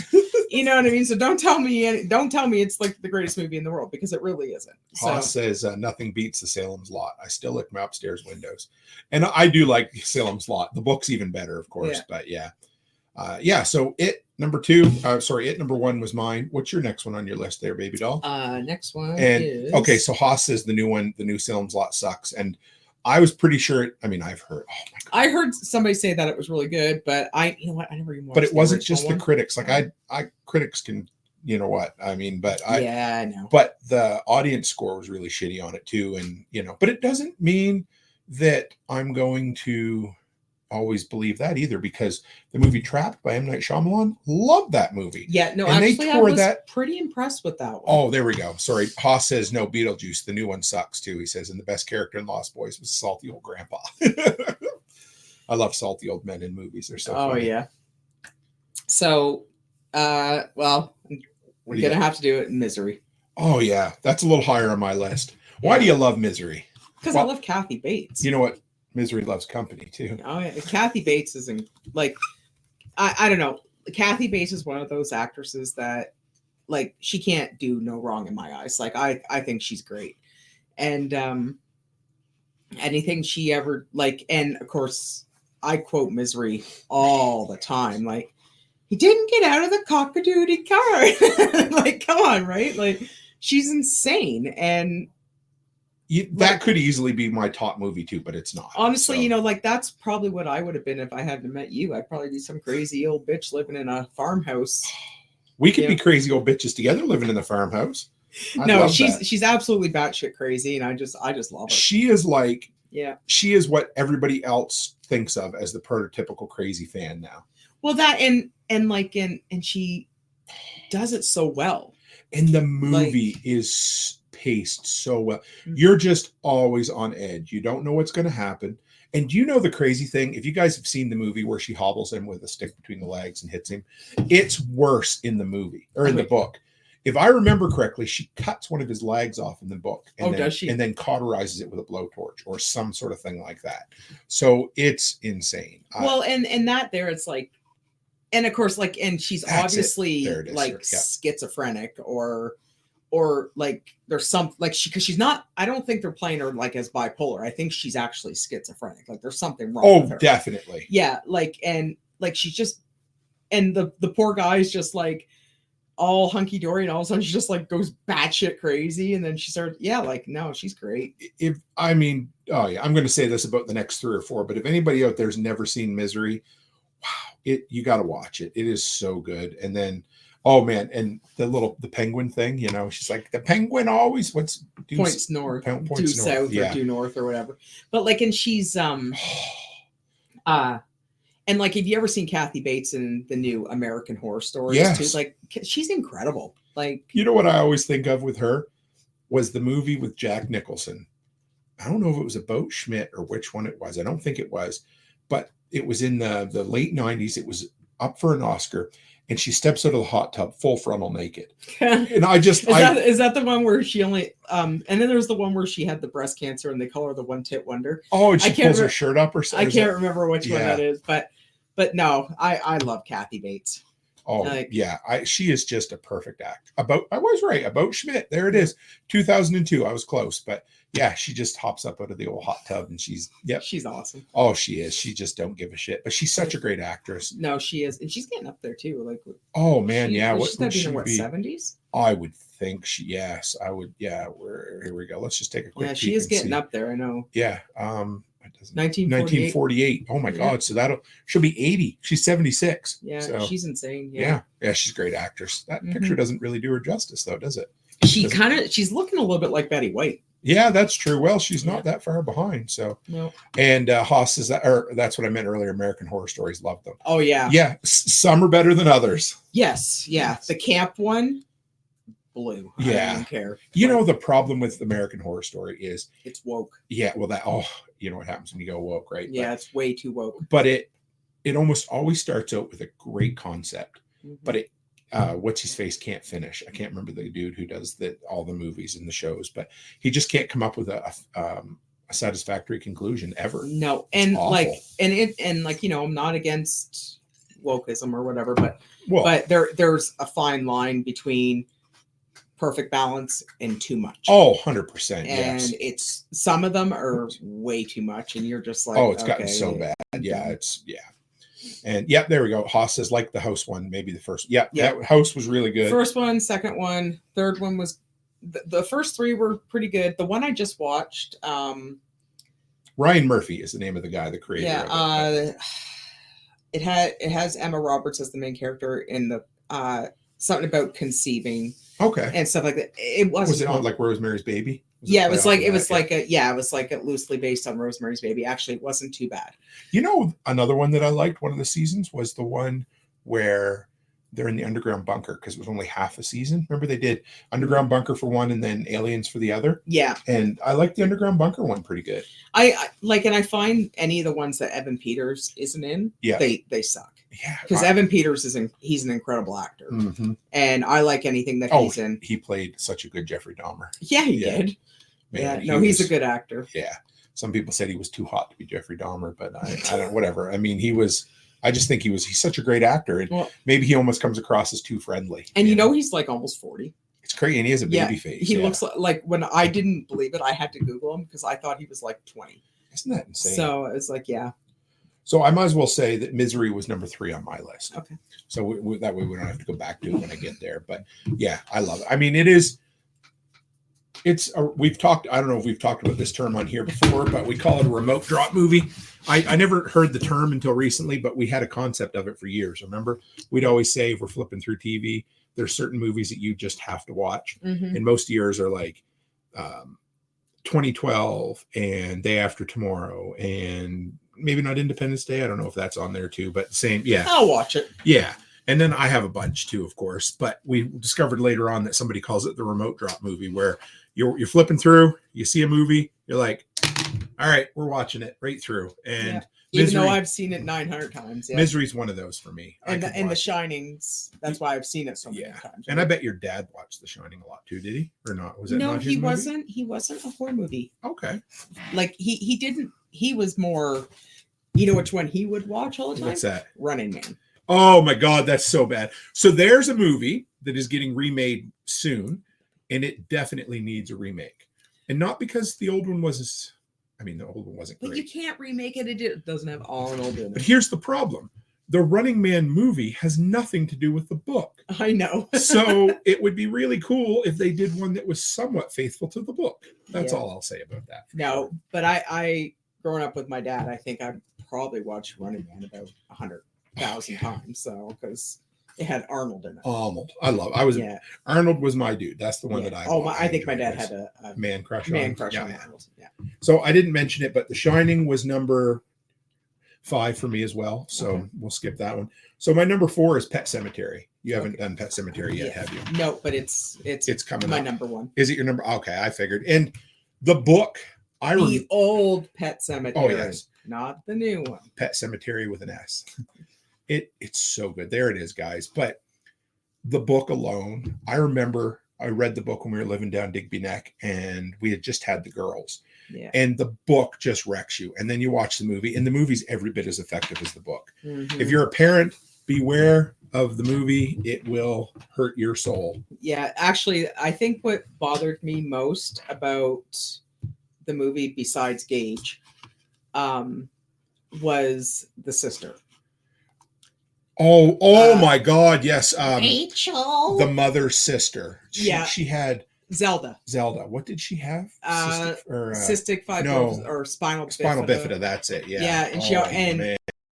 When I first watched Pet Sematary when I was a kid, I had nightmares about that crazy bitch. I don't know for how long, like that whole like how she would say Rachel, like that. Yeah. And it's like, oh yeah, no, that, and then of course Gage getting hit and everything, that really bothered me.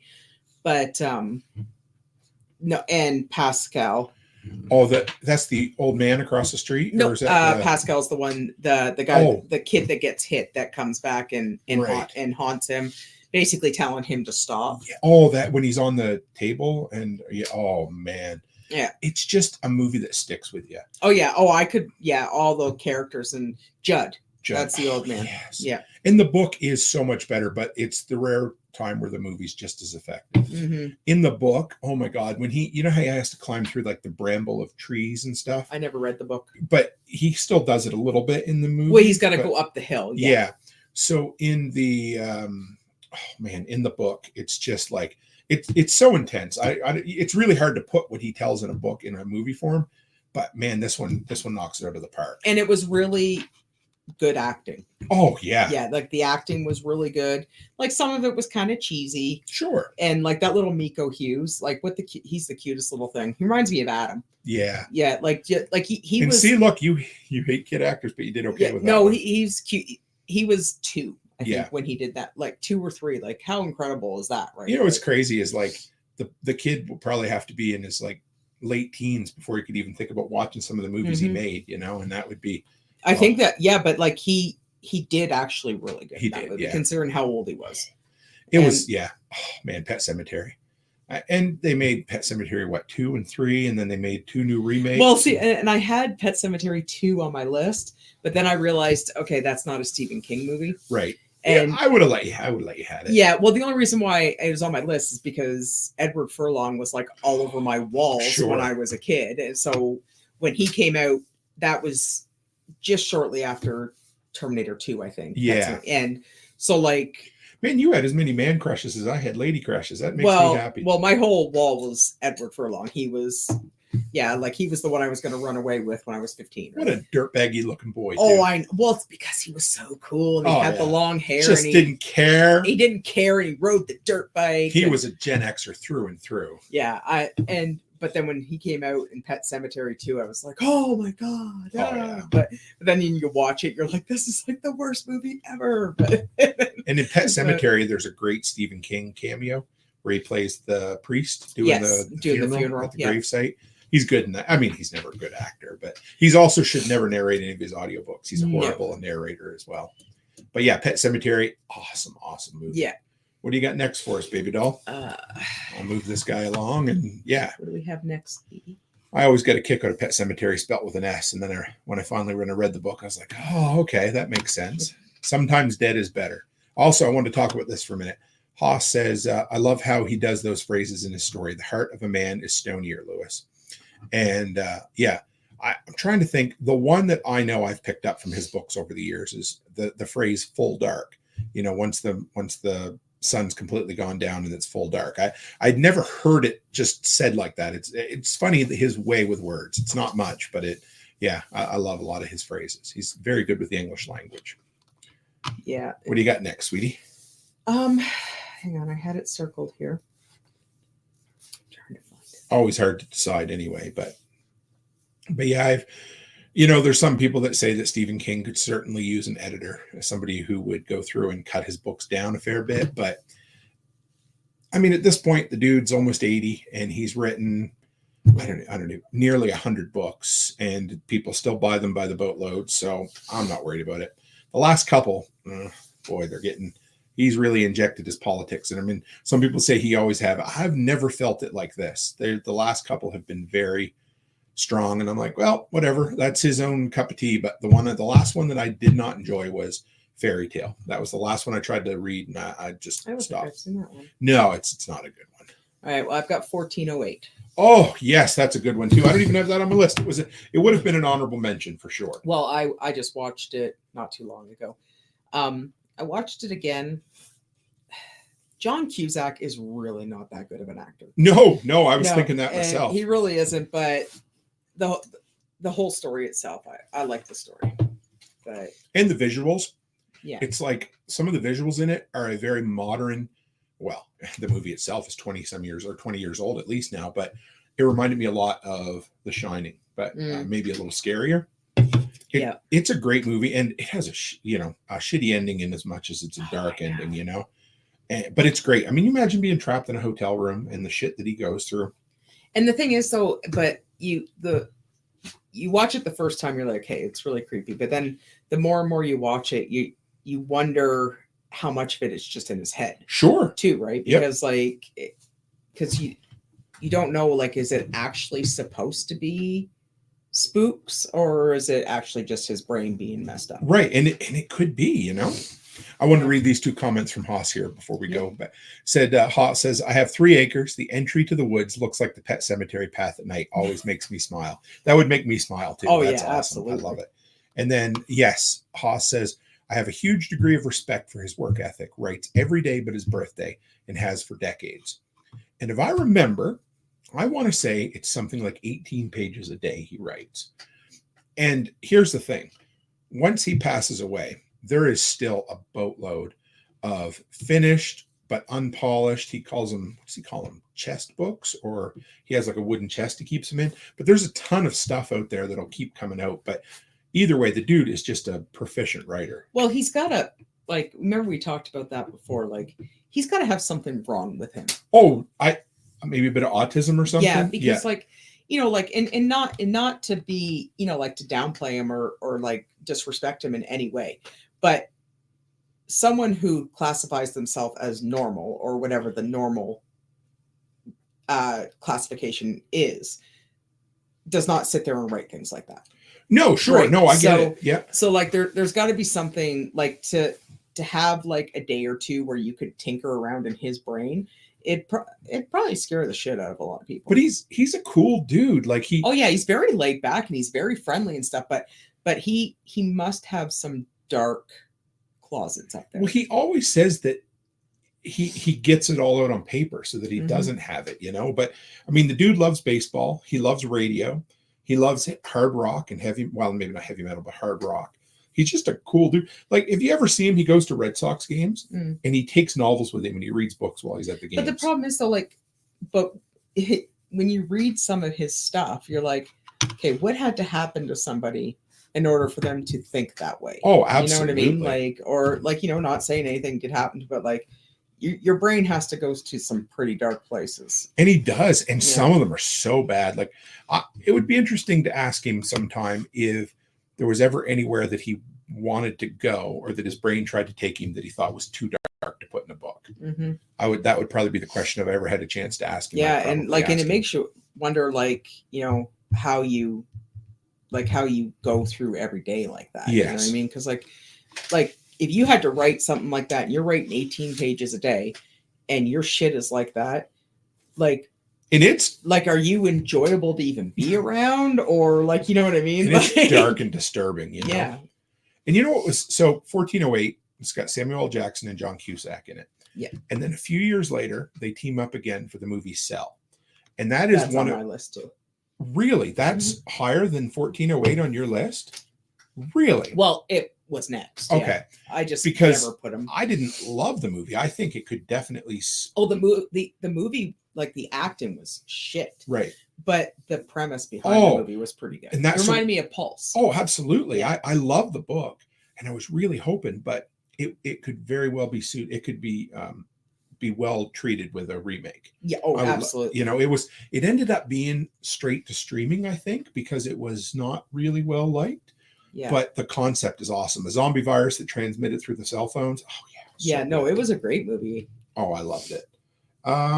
Okay, my number 2, and you'll know. Well, you'll know what my number 1 is. But so my number 2 is probably one of my big remote drop movies, and yours as well. But The Mist. Yeah, I actually Mist was my next one. Too. Oh, guys. After The Cell. It is The Cell and then The Mist. It is so close to. We just watched it the other night, didn't we? Wasn't that long ago? Yeah, like a couple weeks just before I went to Spain. I think we watched it, didn't we? I think we did. Yes, it is. Oh. So apparently they released a black and white version of it, and they said it looks even better. So the Blu-ray, when I pick up the Blu-ray, you can buy the special edition that has the black and white edition as well on it. But either way, it has everything, but it might have the darkest fucking ending of a movie in Hollywood history. I mean, maybe there's worse. What's in his brain to be able to write that? Right? Just so you know, that ending came from Frank Darabont. That ending does not happen in the book. Frank Darabont, the director of the movie and the writer, came up with that, and Stephen King's like, holy shit, that's darker than what I had. Okay. So that in that one instance, that was from the director, which is, but that movie, again, sucker for claustrophobic movies in small spaces with small cast, and it is perfect. You get to know the characters in that movie very quickly, and as quick as they're there, they're gone, of course. But it has cheesy 1950s monster effects in it, and it's a father and son movie. Oh, so much about that. I think I like about his movies is that I'd say at least 95 of them take place in Maine. Oh, yes. Right. Yeah.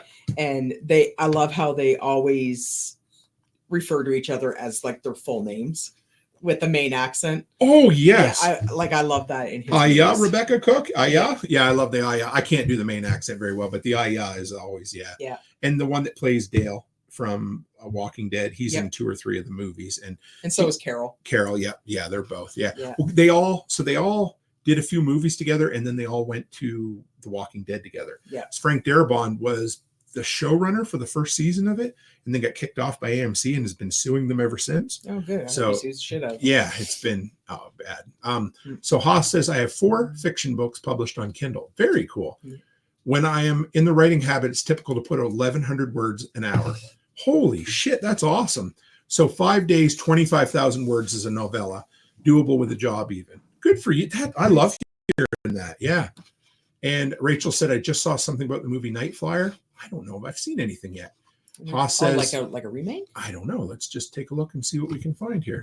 The Night Flyer. Is that a short story? Or here we are. I don't know.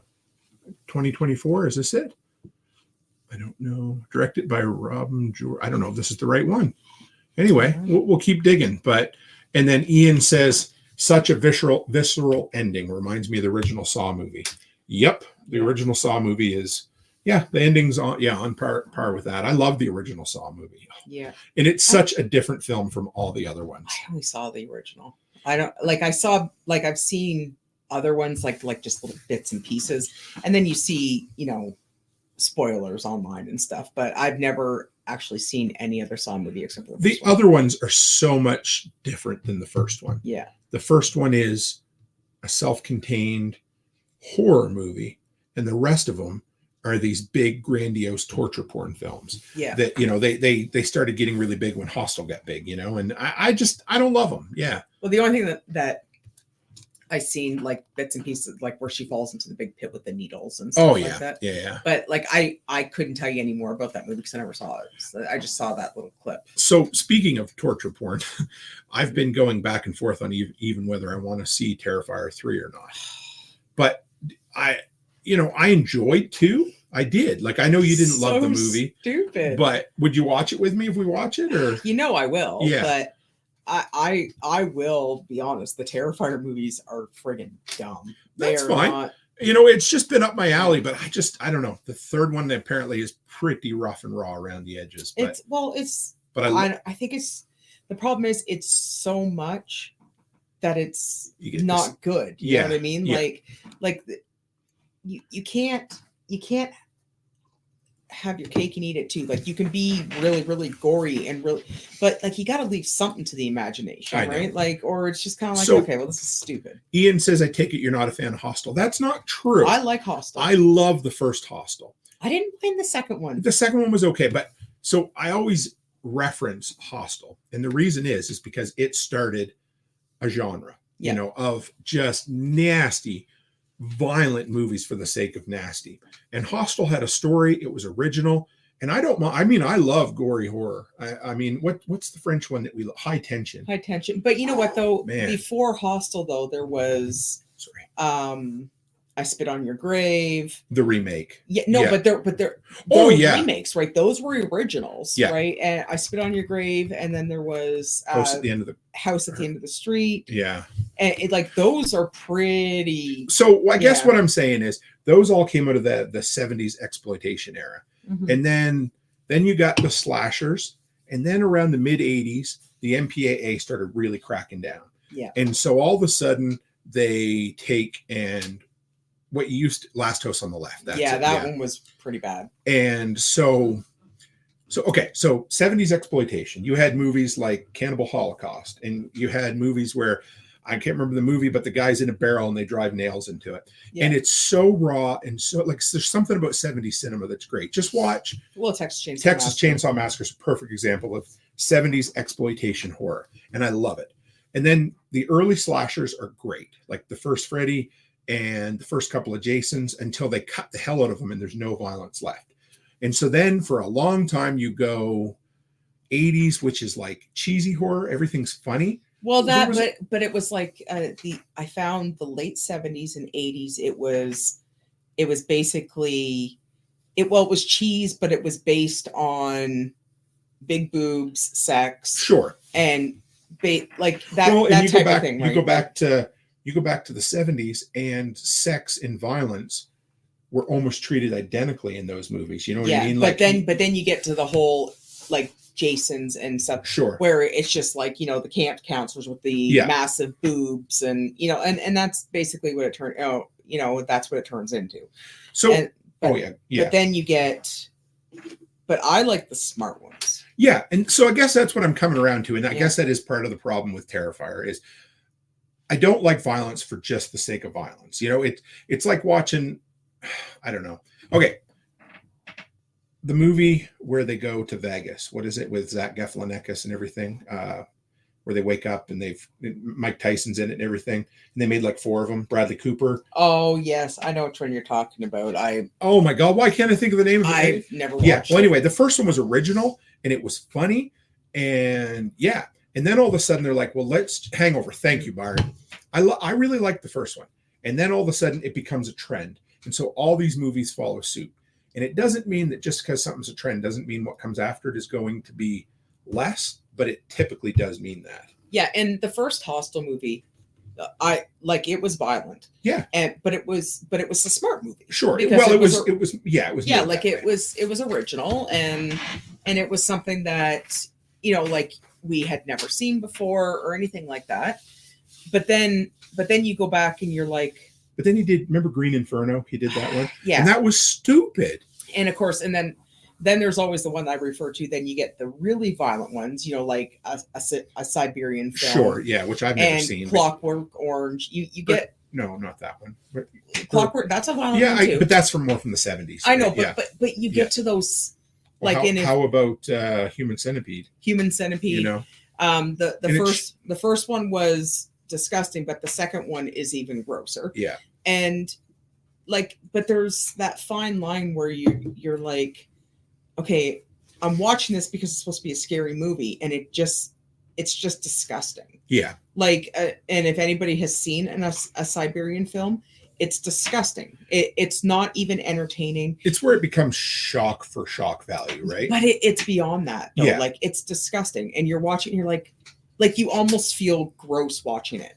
And well, I felt a little bit like that during the second Terrifier when the girl wakes up and her face isn't on there, and she's you know. So I get it, but but I enjoyed it's Artie the Clown or whatever. I really enjoyed him, and I loved the soundtrack from the movie, and I love the practical effects. Yeah. So we'll watch it, and then I'll tell you whether I ever watch the fourth one or not. But is there a fourth one? He announced he's going to make the fourth one, and then that's supposedly the last one. But how can you not? It's making boatloads of money because again, they're doing that nostalgia. Oh yeah, well, they're just milking the franchise. So. Yeah, and I don't know. I hadn't even heard of the Terrifier until you mentioned the second one, and I was like, okay, I have no idea what that even is. Because I hadn't heard of it, and I hadn't heard the first one because it was so small and wasn't well received. When did the first one even come out? It was a few years before the second one. Okay, yes, I never even heard of it. It was done for like $200,000 or something crazy. Well, the like second that. one couldn't have been done for much more. Yeah, no, they did a lot with the second one with its budget, and they made like 15 million in the theaters, and this new one's going to make 30 to 35. So yeah, I'll watch it. What do you got next for us, baby doll? Am I on number one? One or two, whatever you got left. I've got one left on my list. Oh well, my number one was Pet Sematary. Oh, okay. Is there any that we missed? Not that. Honestly, I have a soft spot for Children of the Corn. Yes, you do. All of them? No. No, just the original one with Linda Hamilton. I do have a soft spot for that one, and I have a soft spot for Christine. Oh yes, Christine's so cheesy too. It is, but I wouldn't put them on my list. I wouldn't put them as number one, but I do have a soft spot for them. Do you know what my number one's going to be? Yes, The Stand. The Stand, yes. And I probably would have picked The Stand, but you said movies. Well, so. I know. So I couldn't go to anything else. So here, let's bring it up. And if you haven't seen it, I love The Stand. So many of Stephen King's made-for-TV movies and miniseries were absolute ass. Almost all of them, to be honest, right? Are. Almost all of them. Actually, you know which one was really good? I've mentioned it before. They're on the island, and they have to pick the pebbles out of the bag. The lottery, isn't it? No, it's not the lottery. It's based on the lottery, though. No, the parents pick the pebbles, and whoever picked the black pebble, the child had to go with the demon. Oh, which one was that? Yeah, hang on. Storm of the Century. Storm of the Century. So, I do like that one. So Storm of the Century was written as a teleplay. He wrote it for TV. He did not write it as a book. And then it was adapted to a book later on. But he wrote it as a teleplay to be put on television. And I did like that. Storm of the Century is good. And I really enjoyed it. It was really, I enjoyed quite a bit. And so if you have, so I'm just going to prepare everybody for this because part of this might be my nostalgia glasses, but my I have been obsessed with post-apocalyptic literature since I was a kid. And that goes right back to my 1980s evangelical days of my, of everybody making you watch those stupid Rapture movies from when you were a kid. Thief in the Night. Well, you're thinking of, those ones with Cage. Yeah, Nicolas Cage. I can't. And it was also Kirk Cameron did a version of it as well. Left Behind. Yeah. That was so creepy. So it was, But the one that I watched as a kid that scared the fucking shit out of me was Thief in the Night. And I'm pretty sure that's what gave me an obsession with the end of the world. I'm sure it is. Have no doubt.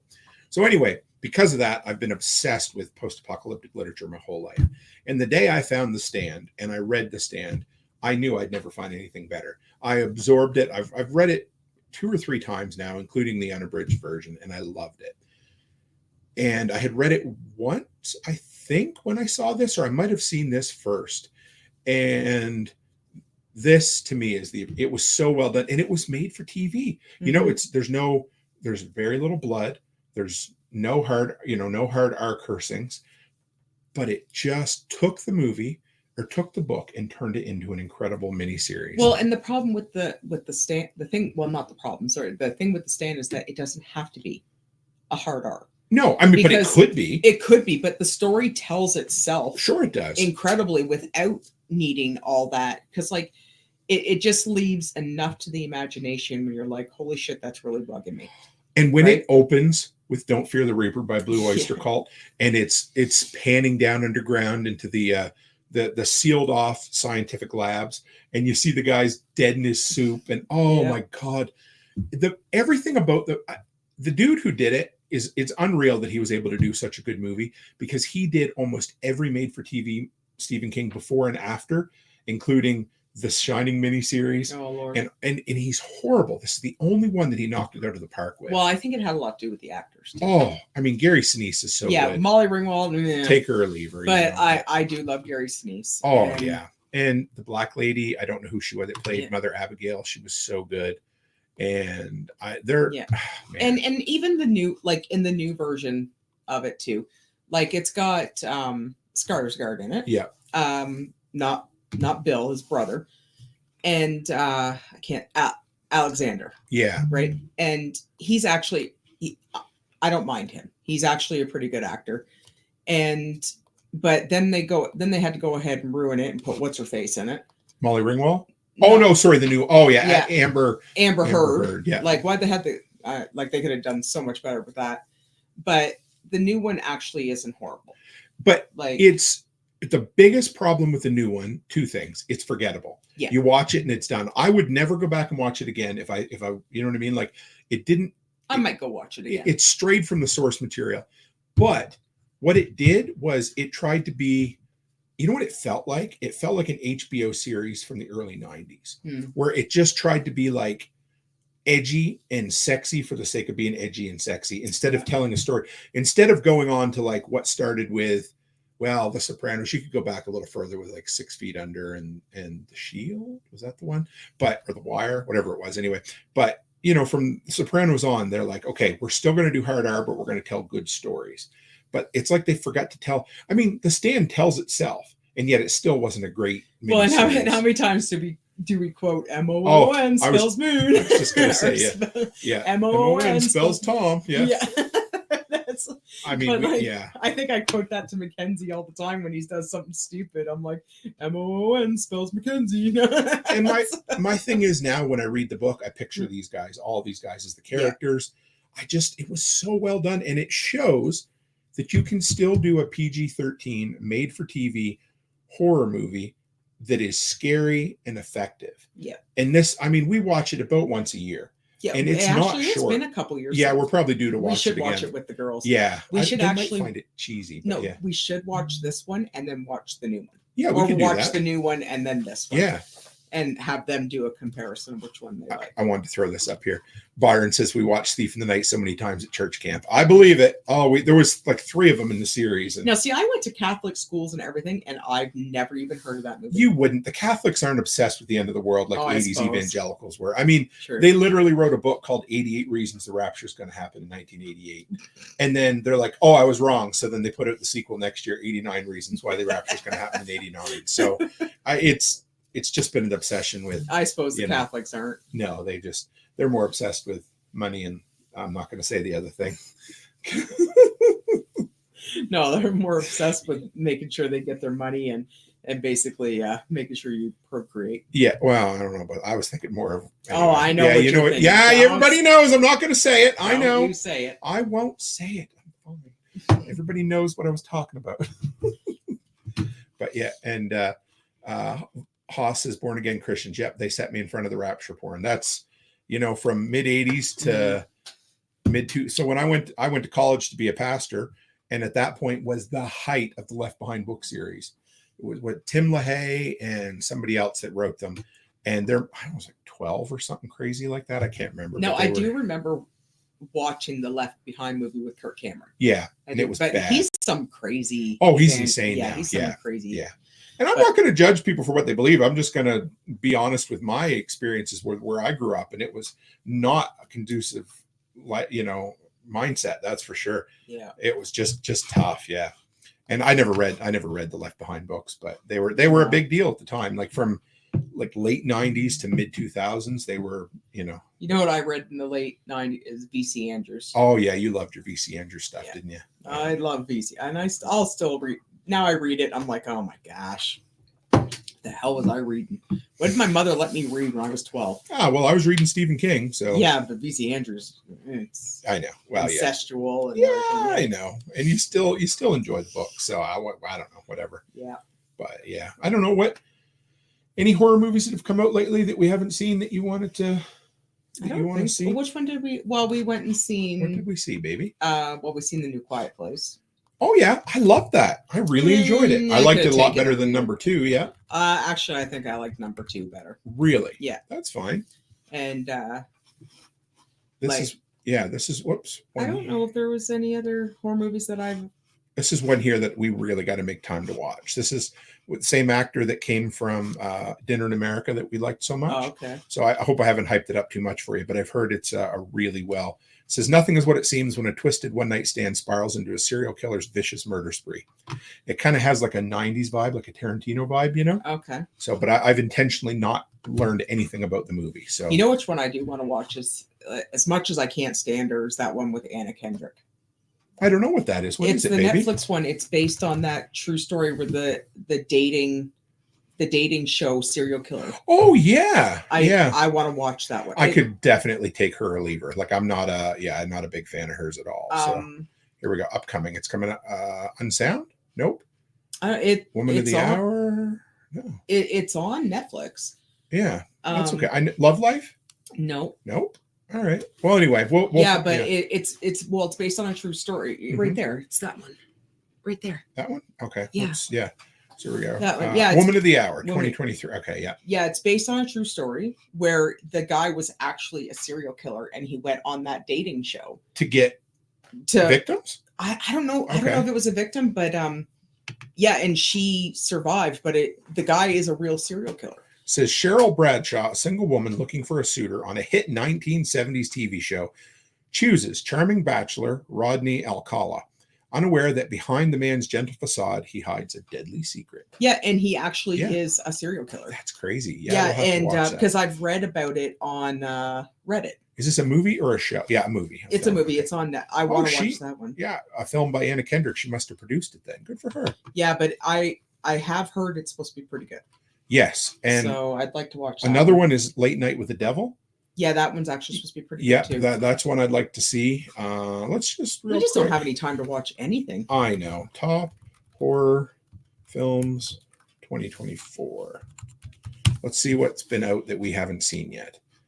50. Jesus. Yeah, we're not going to go. Well, I was say how did they release 50? I know. Late Night with the Devil. Yeah. Yeah. Oh, come on. Why do they have to bring up these pop-ups that make? Oh, I know. Like, what do I even? Here we go. Okay. Late Night with the Devil. Oddity I haven't seen or heard of. Infested again. In Flames. Nope. They're Strange Darling. That's, yeah. New Life. So this one here, everybody's been talking about. The Substance. Is that the one with Demi Moore? Yeah. Okay. Yeah. I don't know. I am not a Demi Moore fan at all. My favorite critics on YouTube said stop motion is really good. We actually seen Long Legs. Yeah. One of my favorites of the year, I'm gonna say, but you. Well, no, yeah. I didn't mind it. Amy seen it. Yeah. And she said that she was really disappointed in it because I think it's one of those movies where you almost have to watch it a couple times to kind of grasp what's going on because it is really it's really scattered. Oh, it's a slow burn. It's very slow and it's really scattered. Like you're watching it and you're like, okay, what just happened? What did I miss? And it doesn't give a lot of detail. I also want to say I'm not going to ruin it, but if you have a certain background, you'll enjoy the movie more. A little bit anyway. You know, it's stuff that we've kind of talked about tonight, but give yourself a chance to watch it, Ian, when you get a chance. It's a slow burn. It's a solid, 2.5 hour movie. Yeah. And I found the first little bit, you're just like, oh, really? Yeah. I'll be honest. I was in a similar spot thinking, where's this going? But it pays off. And there was a couple times in the first hour, I was like, what just happened? What did we miss? Or what is going on? And I'm just like, I didn't understand, but then it kind of connects it all, but then it doesn't. It's weird. Yeah. Nicolas Cage is very, very strange. Oh, but he's good in it. Yeah. Smile 2 is actually supposed to be pretty good. So again, if you asked me, pick a film that is going to be an absolute steaming pile of dog shit this year, Smile 2 would have been right up there. And everyone has had nothing but glowing reviews. Yeah, I heard it was actually pretty good. And that one, I watched that one the other night. Which one, baby? Was it on the list there? Yeah, it was. Hang on, I'll bring it back up for you. This one here was Speak the No Evil? no, Oh, no. this one Abigail. Abigail. I watched that one the other night. Really? What a steaming pile of bad? dog shit. Yeah. That isn't that it's a PG-13, isn't it? Or is it? I don't know. What a Yeah. stupid movie. I heard it was bad. Yeah. So this one's on the list. I watched this with my daughters the other night. If you guys saw my episode with Worm, you'd know I was, pleasantly surprised. This is a Gen Z movie. This is made by a Gen Z director, Gen Z writer for a Gen Alpha crowd. And I'm like, well, I got to watch it. So I watched it on the plane coming back from Tennessee. And the craziest thing was I watched it, didn't tell Charlotte and Alice I was going to watch it. I get home the next day. They're like, Dad, guess what movie we watched last night? They watched this as well. It's a trippy movie. It's a slow burn with very little dialogue. The type of movie I liked when I was in high school. I'm impressed they're making these movies today for Gen Zers because this is an actual film. It's not a bunch of TikToks clipped together for, likes and clout. This is legit. Like it's a filmmaker's movie. Does it stray into some territory? You're like, yeah, but the movie itself was really good. So then we went and watched I'll Meet You at the World's Fair, which was also done by this director. And I enjoyed it. That's all I can say. It was fun. So what else we got on the list? Abigail, You'll Never Find Me, Alien. So this one here, guys, this is another one that people have talked about. We haven't watched yet. In a Violent Nature. It is a film like Jason, or like Friday the 13th, but it's filmed from the killer's perspective. It's just like a camera that follows behind him the whole time. It's really slow. It's almost like a experimental film a little bit. So I may not make you watch it, but I think you might like it. I don't know. We try. It'll be kind of like Henry. Portrait of a Serial Killer. I like that movie. And do not waste your time on those stupid Maxine. Yeah. And X Pearl. Was okay. X was no, it wasn't. It was. It was just a play on Texas Chainsaw Massacre. That's for sure. It was just a lower rated porn. That's all it was. And I get there. There was a little bit but Maxine and although they just look stupid. I guess that's about it for horror right now. Yeah, it wasn't very been a bit of a quiet year for it, I guess. Immaculate is supposed to actually be pretty good, but I just don't like her. No. Yeah, I'm not a big fan. No, me neither. But other than that, I guess, Winnie the Pooh, Blood and Honey 2. Never even saw the first one. No, we didn't. But so there we are. There'll be a few. I don't know what's upcoming, what's left to come up this year. I don't know if there's much, but probably not much for horror. I know. Let's see, horror films for 25. November and December 2024. Let's see what we can bring up here. If there's anything. I see these lists are always outdated before they come up, but October, November, that's DVD, home media release. Heretic. Now, Nosferatu, that might be okay. That's one with Nicolas Cage, and I heard it. Are you sure? I don't think it's Nicolas Cage. No, sorry. This is like a traditional That's Bill retelling. Skarsgård. Yeah. No, I'm thinking of the Dracula movie with Nicolas Cage. Oh, okay. Yeah, someone said that was dog shit too. Yeah. Renfield. Yes. Yeah. So this one here is Robert Eggers. He did that Viking movie, The Northman, The Witch, The Lighthouse, The Telltale Heart. He seems to actually. This is supposed to. He likes the Skarsgård. Yeah. He does. It actually. I heard this one was supposed to be pretty good. Yeah, I did too, and it probably will be. And Wolfman. So there's Wolfman coming out here, and that is. I don't know. It's yet another remake of the Universal movies from way back. This would be similar to remember The Invisible Man from a couple of years ago. Oh, okay. But I've heard great things about this. So we'll see. The early reviews on it have been good. But that's about it. That's all that's left to come out this year. Yeah. I don't know. Yeah. Heart Eyes. I don't even know what that is. No, if it comes out in January, February. Devin Sawa. Well, there you go. All right. And Jordan Brewster. Oh yeah. What was she? She's Fast and the Furious, right? Yeah. Well, won't be wasting my time on that movie. Excuse me. Haas says, have you watched the new movie Substance? Even heard hardcore moviegoers leave. We haven't yet, but that's the one with Demi Moore. And so she takes some sort of substance that she's an aging Hollywood, starlet that is washed up at this point, and she wants to get her looks back. So she takes the substance, and I don't remember who the girl is. We know the girl. She's in a lot of movies that plays the younger her. Okay. But apparently it gets pretty graphic, a lot of body horror in it, Okay. So I'd be worth. So it's kind of like Death Becomes Her then. But an R-rated version, sure. Yeah, absolutely. I heard some talk that they were supposed to be remaking that. I have too. Yeah. But again, probably doesn't need to be.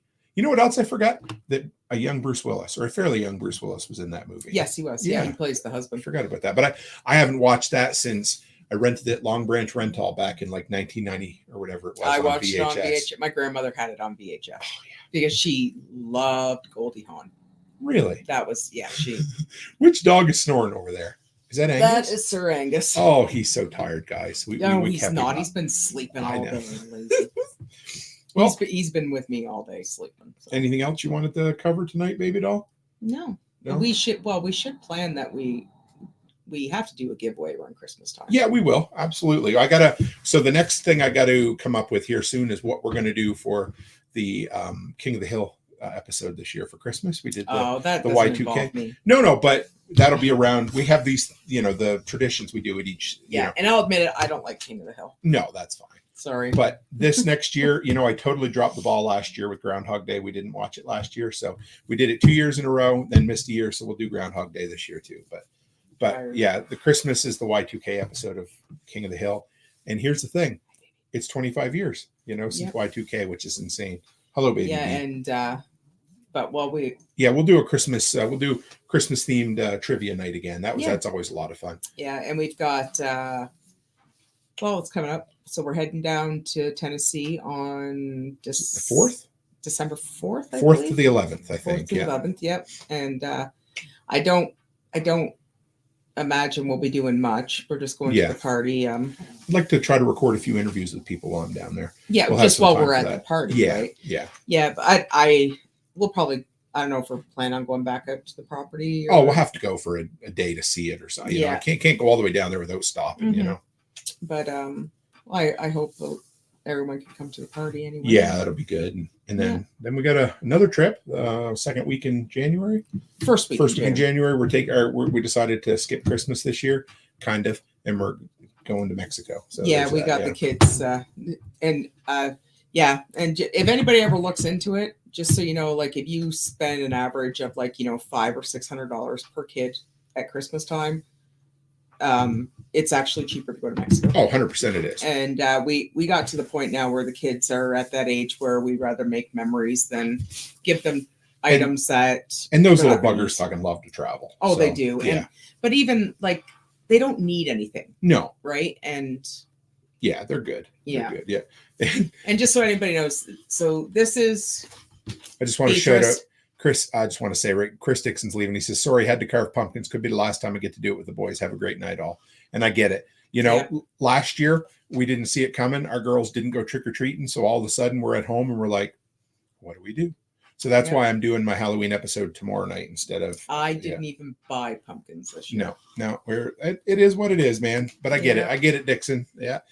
A lot of times you don't know when the last time you're going to get to do a tradition with your kids are. So the girls enjoy the hell out of it. Girls have no interest in carving pumpkins, which is cool. Too cool for school. I don't particularly enjoy doing it either. So, but yeah, we'll try to get another live in here before too long. Now that you're officially off duty for a while because you're paw since you got it cut. Yeah, I can't drive. No, but I'm heading up tomorrow.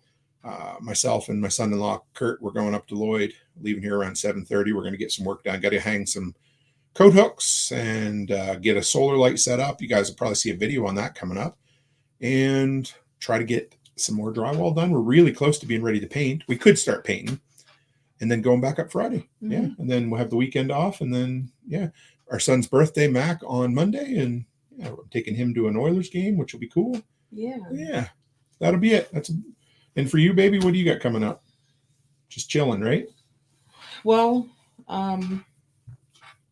we're trying to get we're working on getting the new daycare. Yep. The second story edition. Yeah, the second story. Pretty excited about that. Other than that, I don't really have any. That's all we're focusing on, right? Yeah, like you said, we're going down to John's there in December. I'm stoked about that. And then Mexico in January, and that's pretty much about it. Like I don't really have any big plans on the go. You know what I love? I know it was the same last year, but not having to clear snow this year. How fucking awesome is that? I love it. Yeah. But Yeah. Well, you want to call her quits from here, baby? Yeah. BB said hi to everybody. Oh, yeah. You didn't introduce her. You can introduce her. This is BB. Short for Beatrice. Beatrice. She looks like a drowned rat. She looks like Chewbacca. Yeah, we let her hair grow like a mullet. So yeah, I get her hair cut like a mullet. She figured out the stairs. She figured out the stairs very young. So yeah. So her, Angus, and Maisie, the only ones other than the stupid cats, right? Well, this one's pathetic. Oh, when spring training? It's coming. Yeah, no, I think it's just right about coming down to watch it. Yeah, right. I'll go to Florida to watch a Jays game with them. Oh yeah, do they still train down there? Oh, they sure do. Dunedin. Dunedin, Yeah. They built a whole new facility just before they renovated the Sky Dome. Oh, so okay. Yeah. I don't know. We could. Yeah, it would be fun, wouldn't it, to get down? I'd love that, Ian. Smoke some cigars and go watch a couple of Jays games. Oh man. Yeah, the girls would probably like to go to Florida. Yeah, they would. Fuck yeah, man. And it's not even. Well, it is kind of hurricane season then, isn't it? No, it does. Hurricane season starts in March, doesn't it? I thought it was November. No. I don't know. Yeah, you betcha. Yeah, that would be fun. If we can make it happen this year. If we can't, we'll make it happen. You know what? I always went down to Florida over March break. If you look at the longer you just range, get rain, but they didn't get anything. But it is what it is. I mean, you just you watch the weather just like everybody does, and if it looks good, you go. Flooding over in Spain. I meant to tell you that they had flash floods. Yeah. Were you near Valencia? Were you near Valencia? No. We okay. Near Valencia, no. Yeah. Oh, that'd be fun. Yeah. Oh man, that would be cool to have like a workshop get together while we're down there. He said, Pippin, you're welcome to join anyone else that's close enough. That would be a good excuse to have a couple of baseball beers and some cigars and go watch a game or two. I would love that, Ian. I can't promise we'll make it work this year. Yeah. But we will I'm have not it a in the baseball pipeline. fan. No, but you would still go to Florida. Oh, absolutely. In a heartbeat. Yeah, I'd take the girls to Disney or something. Yeah. Oh, yeah. I'd skip Disney in a heartbeat. Yeah, there ain't Universal. I'd rather go to Universal. I don't want to skip Universal, but I would. Yeah. No, I'm just kidding. So, all right, folks, we're going to call it quits there. We're just shy of the 2-hour mark. So it was a good night. I love our chilly, laid back episodes like this. They're a lot of fun, aren't they? Yeah, they are. Yeah. All right, guys. As always, stay happy, stay healthy, and have a great